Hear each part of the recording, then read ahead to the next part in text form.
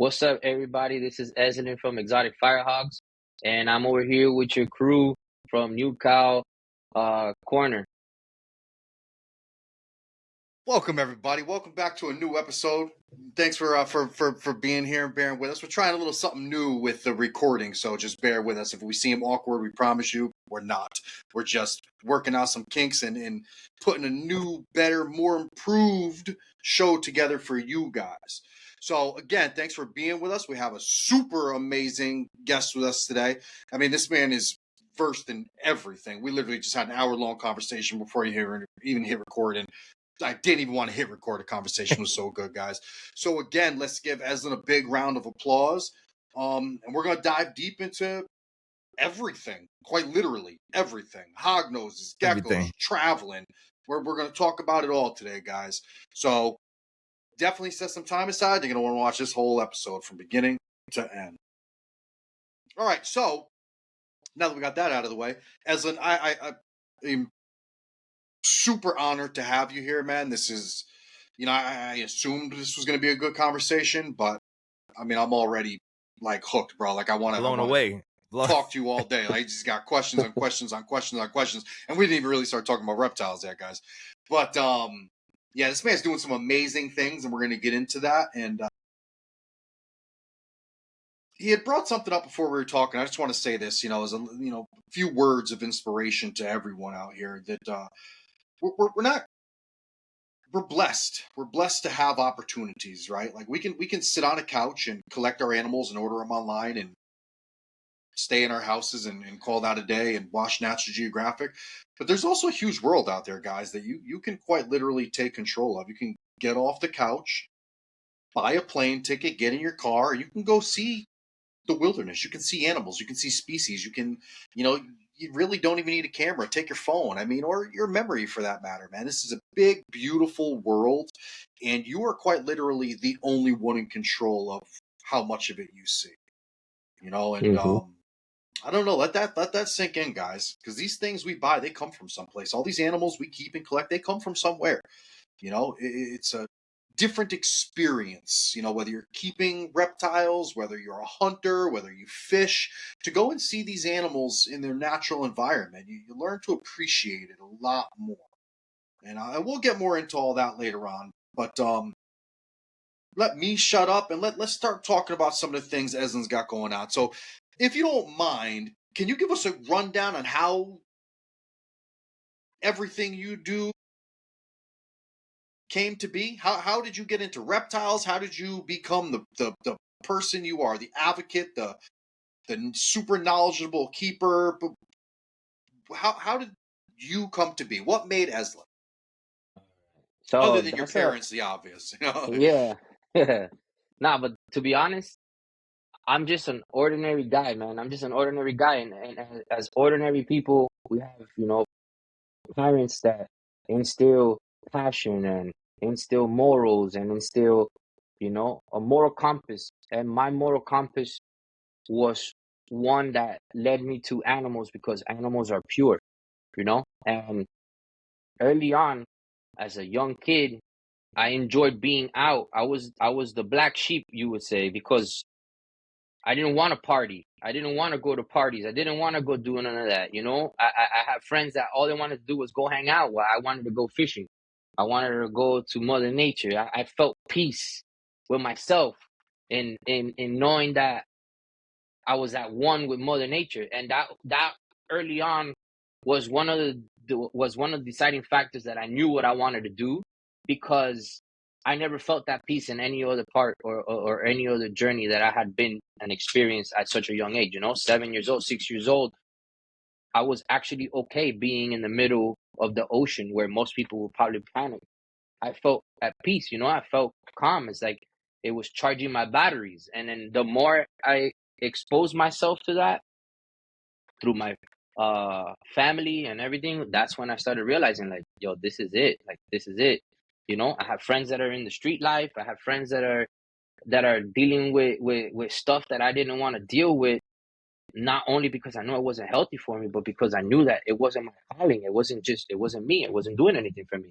So that's when I started, any little chance I got. If I knew a friend of mine that had that had an exotic animal or a reptile or anything. Every little chance I got to hang out with that animal to study it, just to see how it worked and see how it thought process, how it worked, like, how it handled itself. Every little portion, I tried to soak it in as much as I could. And then, of course, growing up in South Florida, I mean, there's reptiles everywhere. So my parents would be like, "Hey, what you gonna do today?" Because back then it was different than now. Back then you had freedom, So you got home from school, you put in your book bag, you put in this, you drank a cup of water, and you were out. And then I live close to a canal, which is somewhat frowned upon because you don't want a young kid at 7 years old next to a canal. But that canal is where all the snakes were. Canal is where fishing was. The canal was everything. So my parents had enough confidence in me to know that I wasn't going to do anything that would risk my life. So they didn't see a problem with it because I didn't give my parents a reason to think that way. But they already knew.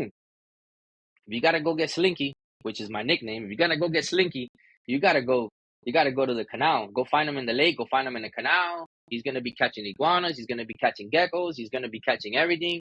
And the funny thing is that early on, I never saw animals as an opportunity to make money or it was a business. Back then, it was simply and solely fulfilling me as a person. Yeah. It was me. It was how I felt, like I was evolving, I was maturing. And then it went from catching animals and enjoying it to like, can I keep this animal alive? What is it going to eat? Can I make this animal comfortable in an environment in my house to still want to survive by eating, comfortable enough to breed? That's where the whole idea of, can I breed something successfully without forcing it to just want to be in a cage or anything? Can I break the mental capacity of this animal to feel comfortable around me, even though it's a wild animal? That's when I started catching iguanas, raising them, and then catching other animals that were around, like black racers and scarlet snakes and everything like that, and trying to keep them alive. And I was successful with a lot of it. And then I started just going to school, man, walking to school. My parents didn't have the opportunity to drive me to school, and I was walking 9-10 blocks to school. Lucky for me, when I was in junior high, on the way to school, there was a pet store, which was Amazon Pet Market. And then on the way to school in the morning, it wasn't open. But then on the way back, when I would walk home from school, I'll make a pit stop. And then after doing that for like 2 months straight, and then actually correcting them, like, oh, that's actually a red rat snake. That's not a corn snake. And this is actually a ball python. It's not a red-tailed boa. And then the lady's like, hey, listen, since you know so much, why don't you just come and help out? I'm like, well, because I'm a kid. She's like, okay, so work on commission. Okay, that's fine with me. So, and that's when she took me in, which to this day I love Shirley.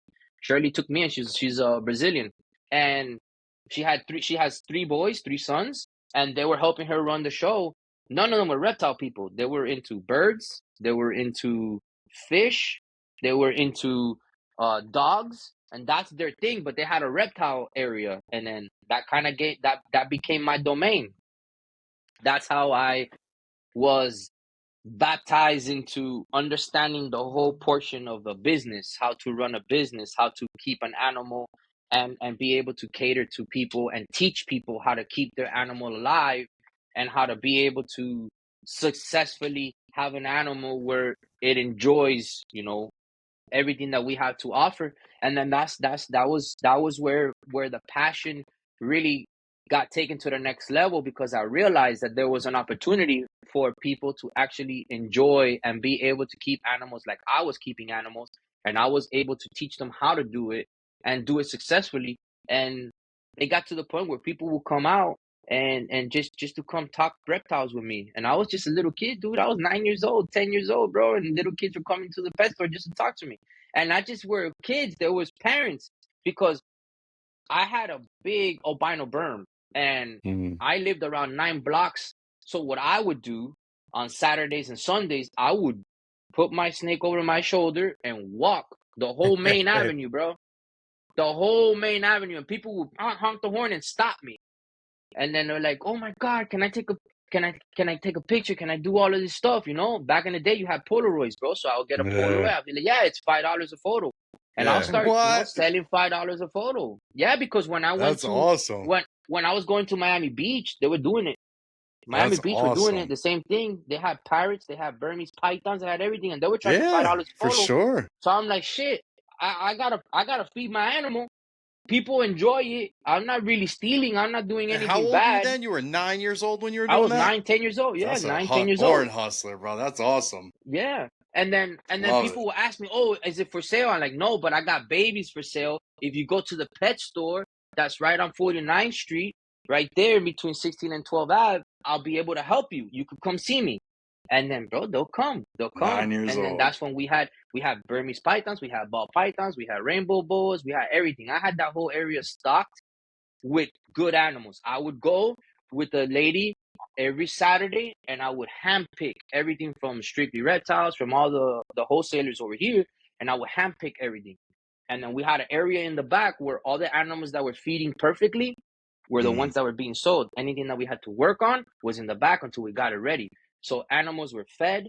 We had everything, bro. It was a legitimate business that was catered to the animal and the keeper. It wasn't just about making money and turning and burning, which unfortunately is common here. It wasn't like that. People enjoyed it, and they were living the dream of having a kid. Parents had a kid that were able to come every week, buy a rat, buy a mouse, buy whatever it is, have their animal eat. They were growing, it was healthy, and people will come and oh, it's getting too big, would I be able to trade it? Yeah, don't worry, bring your big one in, and we'll exchange it for a small one. We'll exchange it for a small one, and other people will come in and Cool. like, oh, I really want a bigger. Like most of the older kids and stuff, even like young adults, 20 years old, 25 years old, they Mm. wanted a big snake. But then the little kids couldn't handle a big snake, and their Yeah. parents didn't want a big snake, so they'll turn it in for a new one. They'll get a baby, and then we'll take in the older snake, and then we'll have like custom orders where people will be like, "Oh, if you get a Sure. really nice big snake, let me know." So I would take their numbers down, I would dot it down, and then the moment that an opportunity like that came in, we'll call. Hey, are you really interested in a snake? I got an opportunity. If you guys want to come in to take a look at it, and they'll come in, bro, and it worked. It worked for years, bro, for years. It's It hurt me amazing. leaving the business. It hurt me leaving the business. It really did. Is it still there? Any chance it's still around? No, she retired already, and her three sons. One is actually running one of the biggest saltwater custom aquarium businesses in the South Florida area. What? The second one is actually a veteran right now, and he does helicopter repairs. So he's a mechanic, a helicopter Okay. mechanic. And then the third one, which is actually the oldest, uh, he's actually working with planes as well. And then she Wow. retired. She retired, and the funny She thing is raised that she good kids retired. then, huh? Yeah, she did. She did very well, and she was a single mom too. She what she Amen. did too was she retired, and when she retired, unfortunately, she closed down the business because her kids were already, doing other stuff. They had already moved on with their lives, and now what she does is she volunteers, bro. Full circle. Now she volunteers at the local shop, and I go see her all the time. I go see her all That's the Wow. time. cool. That's cool. Yeah, She helped. I don't want to yeah. say, obviously you had your own interests and curiosities, but to still have a relationship with someone like that to help give you the opportunity to cultivate who you are today is beautiful. That's It cool. is beautiful, man. It was genuine too. It's not like it wasn't pushed or anything. It She just sounds happened, like a good person. She sounds like a Which it, good it was person. it was it was it was fake. A lot of Mm, people don't believe in stuff like that, dude. But I think that we get put in a position where we need to be. Oftentimes, it's not what we want it to be, but it's exactly what we needed. And then absolutely. later on, we grow. It's like a Absolutely. diamond. A diamond needs to get polished, bro, and that polishing is gonna come through all the grit that we gotta go through. Sure. And if Absolutely. you don't go through the grit and you don't learn, it's impossible for you to have anything of value, bro. Oh, that's a great And that's what analogy. I learned. That's what I learned. I learned early on as a little kid, if you treat this like a business, but you're honest to people, you don't cheat nobody, stuff is gonna happen. It's a matter of fact. We're dealing with animals. Animals die. Doesn't matter how much quality there is in the animal. But what stands out is how you handle it. It's all in how you Sure. handle it. If you run from the problem and you try to, deal with the fine print and hide behind the fine print, then that's not a legitimate business. If you face it like a man, like a woman, and you be like, look, it happens, I'm sorry, the best thing I could do is help you out. I don't want you to be out, but I can help you out, and you help people out, dude, it goes a long way. That's a That's the reason fact. why since That's a 96 fact. that I've been doing this since 96, man, there's still not one person that can say I did bad business or that I scammed anybody. In fact, I've lost in deals because of who I am as a person and because of my brand. I say, you know what? That's fine. I know how to lose, bro. Losing is not a loss, it's a lesson. And you I'm just learn that who damn to sure I never deal heard a with and bad who thing not to about you. deal I with. never heard anything. Never heard anything but No, positive things about you for sure. no. Which is Unfortunately, hard in today, I hate to say, because people are so quick to put a bad handle on people for any reason, It's like yeah, it's sad. It is what it is. But it's, yeah, again, I mean, carrying yourself like that, I mean, obviously you have the reputation you have for a reason. I mean, that's a hard thing to do, to know you're losing, but to at least acknowledge animals die, and like you said, being transparent and being a man and addressing the issue, not hiding behind fine print, defines who a person's, who a person is, and how their business is looked at. That's really huge. yeah. Well, that's the moral compass that was instilled in me by immigrant parents, man. Good parents. I'm It's here to just do, good I'm here to do parents. the right. I'm here to do the right thing, even when the right thing is the hardest thing to do. There's only one choice for me, bro, and it's the right Do you thing. still have your parents? Yes, You, yes, God bless. I Amen. do. That's beautiful. I do. That's They're awesome. hanging. One of them's hanging on by a thread, dude. But that thread is that thread is elastic. But he's good, man. He's doing his thing, you know. But yeah.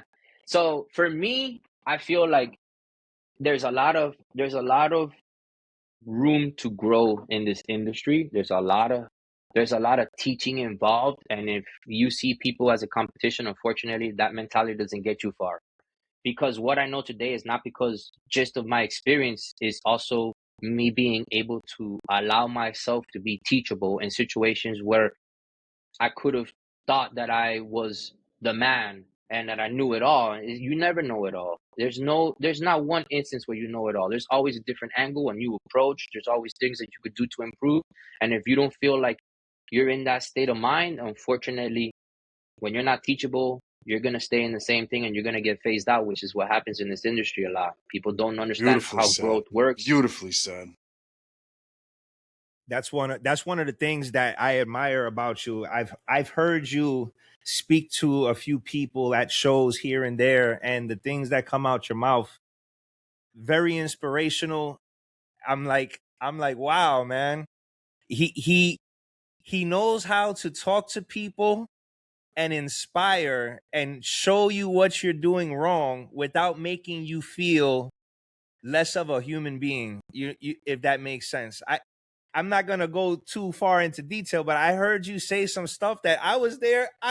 Like, wow, that was amazing, bro. That was Yeah, amazing. man. Where I've seen other people get mad and angry and talk, but you still helped, and you still try to help. That's what intrigued me, man. See, the thing about me is I'm honest, bro. This is not a facade. This is who I am. At the end of the day, what I do because I love it. Yes, it is a business, and there is a fine line between running a business and understanding where you have to be. But my moral compass is not driven by money. My moral compass is driven by who I am as a person, and I need to be who I am no matter what. And unfortunately, I've had to deal with a lot of things that most people would have changed under that sort of pressure. But I find pride in understanding that I'm gonna die the same person I was born. And no matter how much, negative or negativity I face, it's not gonna change who I am as a person, because I could go through 100 negative, but what I look for and what I strive for is that one positive situation where I could change somebody's life, because that was me. That was me as a kid. I needed her to step up and teach me the things that I didn't know I needed. And me being the person that I am right now, is only possible because I was given that opportunity. So I cannot let 100 bad apples take the opportunity of that one sincere person who needs it, because now that person is going to be able to touch other people the way that I'm able to touch. And that's the thing, that I Facts. don't critique nobody. I educate. Education is free, but you got to be willing to take it. And I give it. And if you don't take it, that's not on me. That's on you. And I don't treat people with disrespect, because I come to you with respect.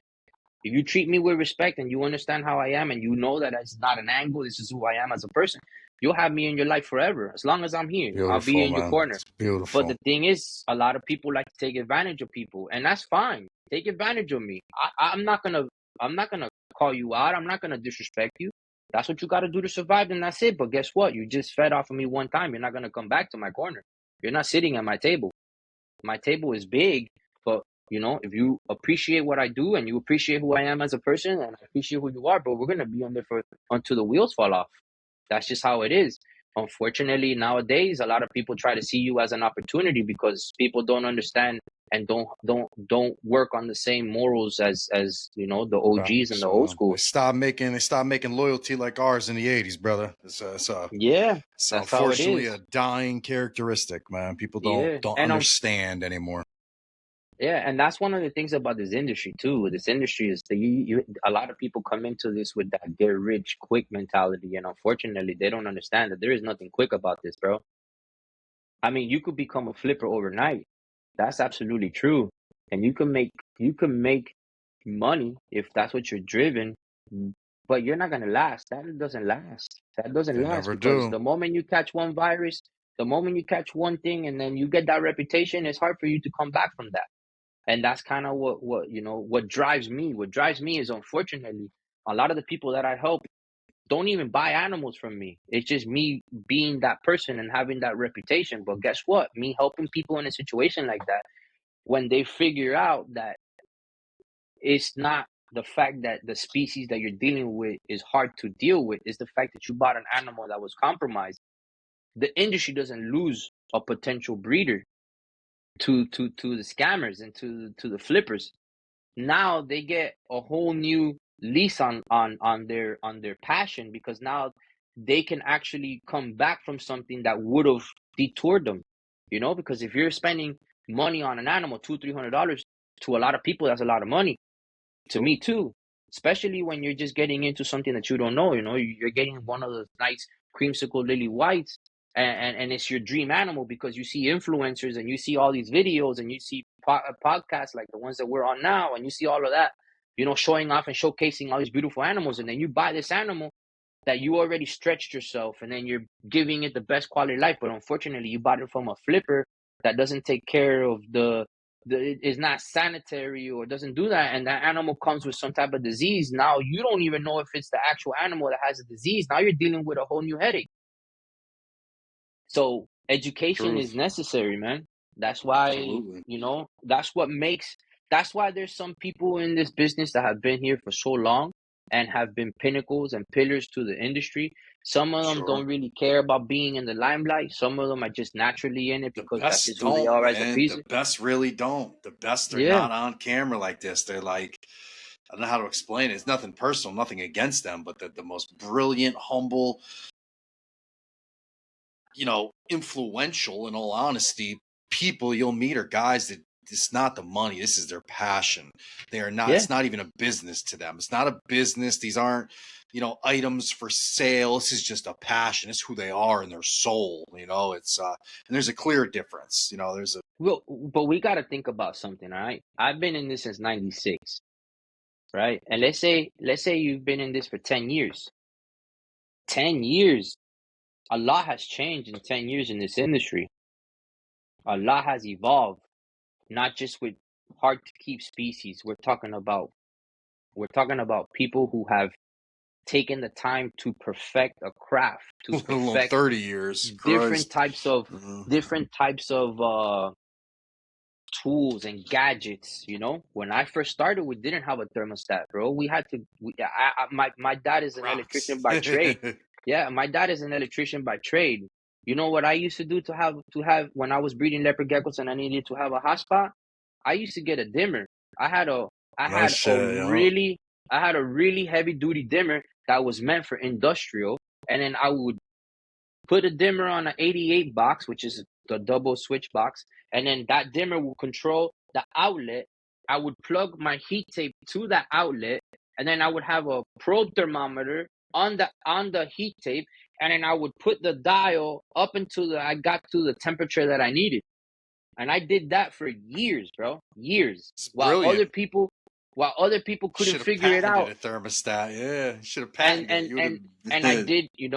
did, I did what I had to do in order to get the results that I knew I was deserving of, and deserving in the sense that I kept it not the way I wanted it, but I had to give animals what they want, what their demands are, because you can keep an They animal the way need you it. want to, and it doesn't mean you can give it, unfortunately, we see this all day, but you could have a 55-gallon tank for an animal because you think you're going to give it a mansion and it's going to do phenomenal on you. And all of a sudden, 2 weeks later, your animal's not doing as good as you would think because it's shocked, it's scared, it's not doing well.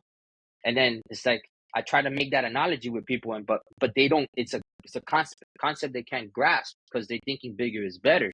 And then you got to break it down to them. Be like, listen, you live in a what? 2-bedroom house, 3-bedroom house? Yeah. Okay.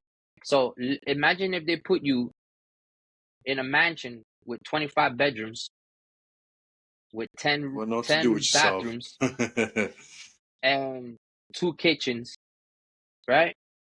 And there's nobody there. Are you gonna tell me that you're not gonna live in the same bedroom because you know it's familiar and you know it's comfortable, or are you gonna sleep in a different bedroom every night because just for the hell of it? You Like, might be nah, scared to walk to the kitchen at night in a place like that. bro. Yeah, There's people with a 3-bedroom house that run to the bathroom at night and run right back, and that's a 3-bedroom house. yeah, Imagine a mansion that you don't even know what's coming in the corner. yeah, But like you're saying, you've caught me talking to people where I break it down in a way that people could actually understand it because it's not very technical, but it's to the point. It's to the yeah, point. yeah. But this came from me already problem solving at 10, 11 years old, getting people to understand after I read so many books, after I did the legwork myself and having all these animals and the ability to have all these animals and keeping them correctly to the point that, most of them were breeding on their own. Um, that stems from that, bro. Passion.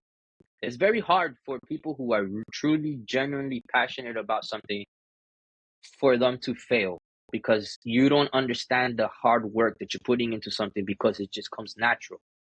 And people make it look effortless. Even though to the one person who's doing this for money, they will not make it because the type of passion and drive that you need to have in order for you to be able to have this as a legitimate business and scale to where you could make money and be successful, it takes a lot out of people, man.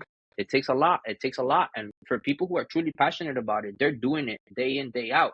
They don't understand. Like, yeah, I'm doing this and I'm working at the comfort of my home. I'm working 12 to 15, 16-hour days, bro. Sometimes I forget to eat because I'm so caught up in what I'm doing. I forget to eat. I'm So you're like, doing this damn, I full could eat. time, Eslin? This is full time for you? Yeah, this Yeah. is full time for me. I had a 16-year career working on cruise ships. I was a Oh, sure. manager and foreman. I installed urethane and epoxy custom seamless flooring on cruise ships and mega yachts, which is how I Wow. was able to travel the Damn. world. And then I said, you know what? I'm done with the corporate world, dude. I'm done with it. I really have an established brand, I have an established business. I should have done it sooner. Sure. And I took the dive and it's been going phenomenal for me. I cannot complain. I can't complain. I had a lot of support and it's been fun. It's been very fun. And then I have an 8-year-old son who's been along with me for the journey and my wife as well. We get to travel around the country and, do shows and he gets exposure and he's smart, man. He's breeding frogs. My wife is helping him breed frogs too Wow. because they like frogs. So we have a lot of different species. We have over 20 species together between us. Really? That's awesome. That's before I got into Yeah, geckos. That's what I did for years, man. Frogs. What type of frogs is he yeah. working with? What type are So they right, working with? so they have Philoderma, which is the big waxy frogs. They're breeding Okay. those, which we actually saw in Ooh. Peru too. They have the reticulated as well, reticulated the pond frogs from Peru as well. They have uh, the monkey frogs, which is common, but they have some really nice blue ones. They have the super snowflakes as well, like covered in stuff. Really Oh nice wow. blue ones. They're breeding that. Uh, and then we got some Asian bullfrogs as well, which are cool as shit. And that's I that's, don't think I've that's ever it for seen an frogs. Asian bullfrog. That's awesome. Yeah, the Asian Asian bullfrogs bullfrog. actually come out with morphs. We have an albino Lucy and a leucistic as well. We have a male and Really? female. I got a Yeah, male and female African bullfrog, and I have never paired them. I'm afraid he's gonna eat her, but yeah. So the they're African bullfrog is the next one for us. That's the really. next one. You know what You we want one? saw I got a in male and a female, man. I got a 5-year-old male and a 3-year-old female. Literally, I don't. I that's bought them actually as my son's babies, and I got a favorite. male and a female, man. My male's like a That's my dude. son's He's as favorite. big as a giant dog bowl. I'll send him Yeah, to you if you that's wants to keep them and you want to take them. Eslin, pay for shipping. I will send them to you, dude. dude. These animals are super healthy. I treat them. They're my babies. But I got out of frogs and I just kept them because I had this connection with these two bullfrogs. But I Yeah, know they can live better. I know someone can breed them and he calls. It's I keep them in two separate tanks because obviously the females are yeah, smaller, the males get much yeah, larger. yeah. But they're They ready to call all go, the man. time too, bro. If your boy They wants call them, all I the would time. love nothing more than to give your son these frogs, man. Dude, I Pay for appreciate shipping, it. and I will send them to you, bro. I appreciate it. I'll have to get something set up and then we could work Absolutely. on I don't that know for how to sure. ship frogs, so you have to let me know how to ship them. Talk me through it, and I will Bro, send them right to you, man. I've been I mean, they're I've ready been to go. shipping. They're 3, 5. He's 5, 4, 5 years old, and she's like Yeah, 2.5, 3. don't worry about that. I've been Beautiful shipping animals specimens, since man. before insulated boxes existed, bro. Since Airborne Express era, bro. Dude, I'm Door down. to door, bro. I mean You know that how too, much man. shipping I'm was dead back in the serious. day, dude? Talking about that, that's a good subject. Talking about Hundreds. shipping, I no man. I would pay about $16 to get from my No, door in Miami to California. Yeah, 16 really. bucks, and for a 16? big old box, $16, bro. Holy Airborne shit. Express. Yeah, Dang. I used to ship chameleons alone, panther chameleons. That's one of the things that I did in large scale was panther chameleons and leopard geckos. I was shipping out about 40 panthers a month and about 100 leopard geckos a month. In the 90s, Wow. in Yeah, 96ish. yeah, Really? yeah. Wow. 96 to 2000s, bro. 2002, 2004, I was breeding leopard geckos in high scale. I was one of the first ones to do a carrot tail, full carrot tail, 100% carrot Shit. tail too. Do you I know actually Brian ended up, Who? Do you know Brian Who from Who's Geckos?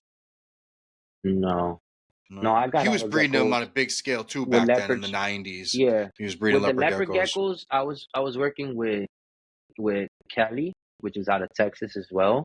She was running his. A lot of people don't know, but she was a big player. I worked with obviously Philip Tremper and Ron Mm-hmm. Tremper. I worked with them Yeah. for a little bit. I did Albies as well. Worked with Albies. There's a fireman dam that was down the road from us in West Palm. He had some of the nicest stripe stuff back then. That was his own bloodline. Um, we were one of the first ones to produce the patternless with carrot tails, and that was one of the projects that I That's sent to Kelly too. awesome. She bought that. We did a lot, man. I've felt through the years. I've specialized in different species, and I've taken it from like an unknown player, and I've worked myself up to one of the more prestigious in that species, and I did that a couple times That's awesome. for That's different stuff. awesome. Wow. I've hatched out a lot of cool shit, dude. I I bet. Wow. like I sometimes I bet. get memories and I'm like, oh, I remember hatching that. Oh, I remember hatching that. Chameleons was a big one for me. I hatched out so many different species of chameleons, bro. I So many, bet. so many. I would go into the wholesalers for fun, bro. They knew me there, like for fun. I'll show up a random day. Like I was working as an electrician, so You're in the I was spot all over too, the man. place. I was all over the place. So and I'll be like, you know what? Let me just pop in real quick to see what they got. And I'll pop in, dude, and I'll go and I'll look at all the chameleon shipments that'll come in, and then I'm like, she's gravid, she's gravid. I'll take her, I'll take her, I'll take her, I'll take her. And then I'll Wow. do research, and then I'll start hatching out stuff. I hatched out Mellors, I hatched out so many Usambras, for quadricornis, which is very rare in the industry right now. I did all that shit, bro. I had incubators, I broke diapauses, I did a lot of stuff. I was like one of the underground people that was like the chameleon guru for a little bit. For a little bit, I mean like 8, 9 years. And Wow. then, yeah, and then I took a corporate job working for Sam's Club And then that's what kind of like I said, okay, let me try to do the corporate thing for a little bit now to figure that out. And then I kind of cut back on reptiles for a little bit. I did that for 5 years, and then I was drawn right back to reptiles. Yeah. I went right back to panther chameleons again, dude, for round 2, and then I've been on it since. I never stopped dealing with reptiles ever since then. I got my niece, nephew, so many of my friends into it. Their kids. Are you It's keeping your awesome, bro. panthers outside? You keep them outside down there? Yes, You yes. do. I keep I was looking panthers at some outside. of them, and Yeah. I was like, they just look different. Like, I don't even know how to explain it. They just look healthier. Yes. Beautiful Our animals. climate, Beautiful. our climate mimics a lot of Madagascar's climate, so we're spoiled in that sense. The hardest thing for panthers outdoors, they do have a shorter lifespan than if you were to be able to keep them indoors. And in the winter Really? time, yeah, you lose about 2 years roughly on average. So you'll get 5 years on an adult male, 5-6 years on an adult male Why do you say that? outdoors. What makes you? How do you know? How do you know? Not that I'm questioning you. I just want It's to learn. How do you know? no, it's Just from terrain. experience? Yeah, from experience, man, from doing this so many years, bro. Like that's an Really? average. An average lifespan for a panther outdoors is about 6 years, 5 years, 6 years. I Yeah. just got one. Some Remember, buddy of mine they was go moving and through. gave me one. So they go through a lot of So seasonal changes affects chameleons a lot. Really? Pressure changes chameleons.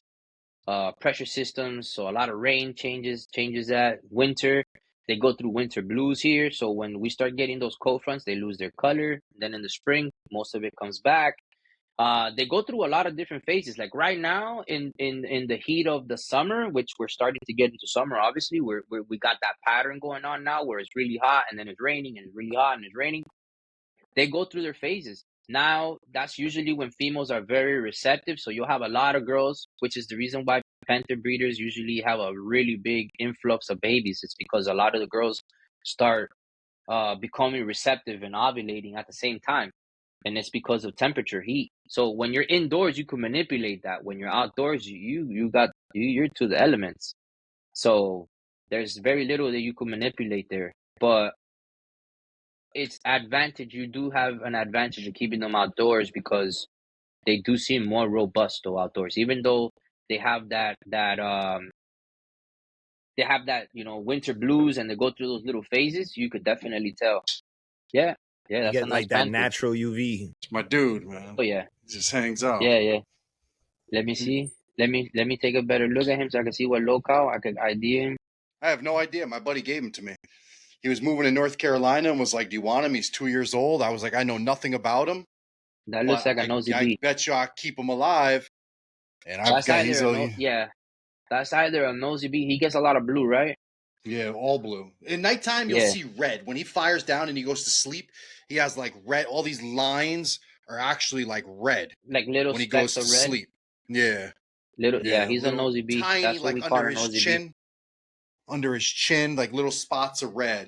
But when Yeah. he's now, they look like purple. Like a dark Yeah. bluish purple. Yeah, so he's either a nosy bee or he could be a banja as well. But they only live about banja locale. outside. You said 5 years, right? Yeah, indoors you can get 8 years. You can get 8, 9 years if he's well taken care of. I never One of the got hardest- him, Eslin, because. No, go ahead. One of the most important parts is making sure that you're giving them the right supplements. So What would being that that be? you want multivitamin without Okay. D3 for indoor use, and you need to make sure that the best investment that you could do would be a UV reader. It's a little expensive. one. They're like I got one. $200. Okay. I got So one. you want to make sure that you're in that right spectrum, because those light bulbs, now the manufacturers are doing a much better job with a better quality bulb. But generally, yeah. Those are tools of the trade though, man. But a lot of people don't realize how important those things are, bro. You need For that. sure. You need that. We Yeah. preach You it need all the time on the podcast. We tell people, That, Yeah. we try to. That a It medical kit, sucks. all of that Yeah. stuff. Mhm. Like, I've seen. especially I Yeah. don't if know you're how going to be well they breeding and work. keeping a lot of reptiles. Oh yeah. I don't know how well they work, but some companies came out with them now for pretty cheap. Like I've seen Repti Zoo. I don't know how good it is, and I don't own it, but Repti Zoo came out with one that's like $140. It's a Yeah, It's a UV meter, I and it's think that's. gotten good reviews, but I don't know, so I can't say. I think this is the way I feel about a lot of those products. I've been in this industry for a long time, and I've seen the Mm, basics. I've seen the very beginning of stuff like that. I think we're at a stage in development where there's so much demand for stuff like that that when you make them in such high numbers, you can get them to be a lot more affordable. The price point on them, it should be around that 150. I think that's mm-hmm. doable. Back in the day when they were Yeah, four for fifty, sure. $500 is definitely out of pocket for a lot of people. If you're like us and you have to get it because you're relying on it and you're running a legitimate business, you got a lot of animals lives on your hands and everything, you got to bite the bullet. But for somebody who's keeping Absolutely. one or two panthers as a pet, or some chameleons, or some geckos, or you got bearded dragons that are relying on UVA and UVB and spectrum, you definitely not gonna spend $500 when it costs more than the enclosure and the animal put together. Absolutely. Absolutely. But when you start hitting that 150 range and stuff, $100 range, the It's quality doable is for gonna be people. there. Yeah, of Mm-hmm. course. Once you start doing your research and you realize how important it is How and how vital it is much for of a sure. effect, how much of a positive effect it could have on your animal's livelihood, then it's definitely an advantage. And we got to take as many advantages as we get, bro, because Absolutely. you know how it Absolutely. is. Like I Absolutely. say, I don't take losses. I take lessons, bro. I try to learn everything I can in every opportunity, bro, That's a because quote, man. I'm if dubbing. I'm we writing don't that down. I don't take losses. I if take we lessons. don't if we don't learn, bro, we're gonna continue to come through the same fork in the road. And if we keep making the same decisions and you don't get the outcome that you want, bro, you cannot continue to, operate in that fashion. You gotta know. And when you're at a position where people come to you for advice, I cannot give you advice on something that I've never had to endure. I don't know Never what the outcome experienced is gonna facts. be if I haven't been there. And for somebody that's been doing this as long as I have, we've been through some stuff, man. So when I tell people out of experience, don't do this or don't do that. And that's kind of Facts. how it goes. I preach, I walk the walk because I talk because I've walked the walk. It's not because I'm just giving it because I read it in some book. Like, nah. Unfortunately, a lot of the books are wrong. They're outdated. And then we got You ever think about experience. writing one? You ever think about writing a book, putting something I've together helped with a all the I've experience you helped have? a lot of I've helped a Mhm. lot of people write books. I've helped proofread. I've helped a lot of that stuff, Nice. including a lot of animal photos and stuff like that I've helped. The most recent one was with John Berry. John Berry's an author. He's written a lot of books. He's from South Africa. He was living in Florida for a little while. I've known John for many years now. He's written a lot of books. He wrote one of the best, well, actually two of the best hognose books, which allowed me to look at hognose in general from a different, viewpoint than I originally came into. And he's written a lot of books, man. He's a herper, long-term herper, biologist, pastor. Like he's a little bit of everything. So Really? he's an Well, that's he's an cool. honest dude, man. Yeah, his name is John Hey, Berry. quick question. We'll highlight that in here too. John Barry. We'll put that in here, guys. So check out some of his books. Mark and I tell you guys all the time. We always talk about how important a vital literature is. I mean, it's Hmm. yes, you can access anything on the internet, but nothing beats flipping a page in a book, man, and having it right in your hand. You cannot beat books.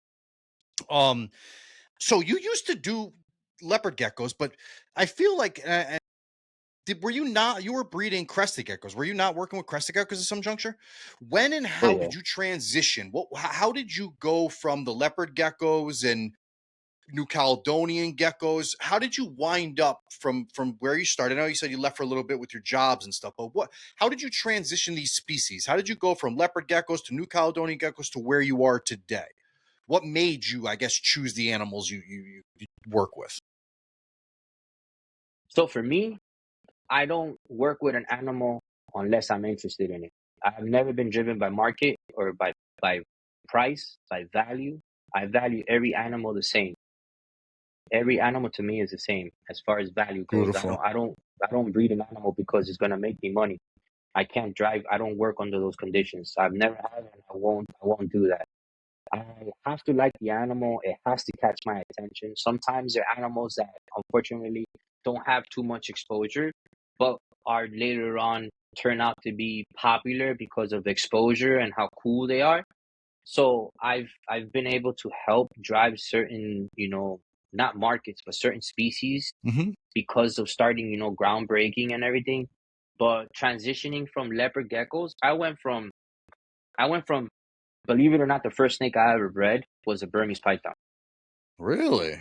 Yeah, working at that pet store, I bred that same albino that turned out to be female. I bred that female to one of the normal males that we had at the store, That's and it crazy. turned out to be head albino, and I produced a clutch for That's got to be what we right would from like consider. Bob Clark, like literally like Bob Clark time. That's like Oh yeah, and we same. That's got like we got direct. Yeah. albinos. Yeah, we got albinos. We got head albinos in that clutch. Uh, we sold them all at the store. Like we did good that one time, and then um, from there is when I got into like lizards. I got into chameleons. I got into leopard geckos. At the same time, I was dealing with both. I stopped with the snakes for a little bit because we moved into to a neighborhood where I couldn't keep my snakes outdoors, or I couldn't keep them anything. I didn't want to give them that lifestyle. So I actually donated my snakes to the zoo, and my animals ended up in the zoo so they wouldn't get bred no more. Then what I did with that was I went into leopard geckos, and leopard geckos was easier for me to have in a room. It was easy for me to build a rack and to figure that out. I figured that out with the leopard geckos. I did that for a while, and then staying with the gecko theme. Every time that I would go van Daytona, I'll go van other reptile shows that were in the area. Which back then you didn't have a show every month. You had one show every 6 months, 7 months, a year, and you were forced to have people skills because you had to go and wait in line and talk to your breeder friend and talk to the person you wanted to. It wasn't like how it is now where you have all these clicks. Clicks back then didn't exist. Back then you had beepers. Back then you had phone numbers. You had to call somebody to talk to them and all that. Email wasn't even that prevalent back then. So when I got into leopard geckos and then I switched over to crested geckos was because at the Daytona show I was talking to this dude named Kevin, which ended up being one of the most prestigious crested gecko breeders at the time. I saw a lot of crested geckos that I liked. They were intriguing to me. They felt really cool, real silky. A lot of times people would feel like reptiles are cold, reptiles are scaly, reptiles are all of that. And it just caught me by surprise that a crested gecko would jump. Crested geckos had eyelashes. They were smooth. They were just a easy animal to enjoy, even for people that didn't like reptiles would still look at that and be like, that's actually pretty cool. That was So, very new into them in the hobby, right? Like that was pretty oh much in the yeah, beginning. Yeah, you were at the yeah, beginning, yeah, beginning. yeah, Okay. yeah, yeah. Back then there wasn't pinstripes. Back then you have some Dalmatian spots. You barely had any Harlequins. You had some tiger stripes. You had some stuff like that, like real basic buckskin stuff. And then that's when I That's was like, you know what? amazing. I like the Reds, bro. I like the Reds a lot. And then that's when Kevin was the one that was successfully producing Reds. That was my thing. My thing was Reds. I always liked Reds. So that's when I would reach out to Kevin in California and be like, hey, man, you got to hook me up with some stuff. And I still know Kevin to this day. And I'm like, Kevin, bro, you got to hook me up with some stuff. All right, as soon as some stuff. Unfortunately, a lot of times when crested geckos hatch, they hatch out red. And then people would think that, oh, you hatched out some really nice red babies. Oh, this is going to be red. And they ended up buckskin. A lot of times the red ones, when they hatch out, are buckskin or olive color, and then they transition into the reds. So Kevin will be like, I don't know if this is going to be red or not. I'm like, listen, just hold it down. When it gets red, you know they're going to be expensive. I know it's going to be expensive. Don't worry. I'm not worried about the price. I just want to get the animals that I know I need for me to be able to build my stuff from there. And that's how it would be. And then we also had another big player, which was Ripachi. And Alan Ripachi played a big role in that too. And then Alan Ripachi ended up having a lot of cool animals at the time. Again, California people. In Florida, you had big fat geckos and you had a couple other people, but they were more like mass producing to supply pet stores and supply shows and stuff like that. It wasn't really like the type of animal that I wanted to bring in to be able to Sure. start an operation or start a bloodline with, or do stuff that I know I could build off of, which is, I've always been like that. I'm not gonna buy something if it doesn't fit my vision. I have a vision, and I don't sell myself short, because I'm not only doing it for myself, I'm doing it for the future. And if you start off with mediocre animals, you're always gonna end up coming back to that full circle. So I only pour into my projects the animals that I know fit. I don't do it with less than what I know I need. And that's kind of been one of the pinnacles. That's one of my go-tos is, I don't sacrifice quality for quantity. I've always been about quality. And yes, after you've been with the species as long as you have, you end up with quantity, but never sacrificing quality. And that's always been the goal. Poetic, So, man. It's poetic. I love it. and dealing with crested geckos is not hard for you to be able to establish a breeding colony or a breeding population, because they're fairly simple. If you give them the right, humidity levels, temperature, and you give them everything correct. Back in the day, there wasn't no commercial diets or anything like that. We were feeding baby food, baby formula with some, kind of like doing some smoothies and stuff with fruits and things like that.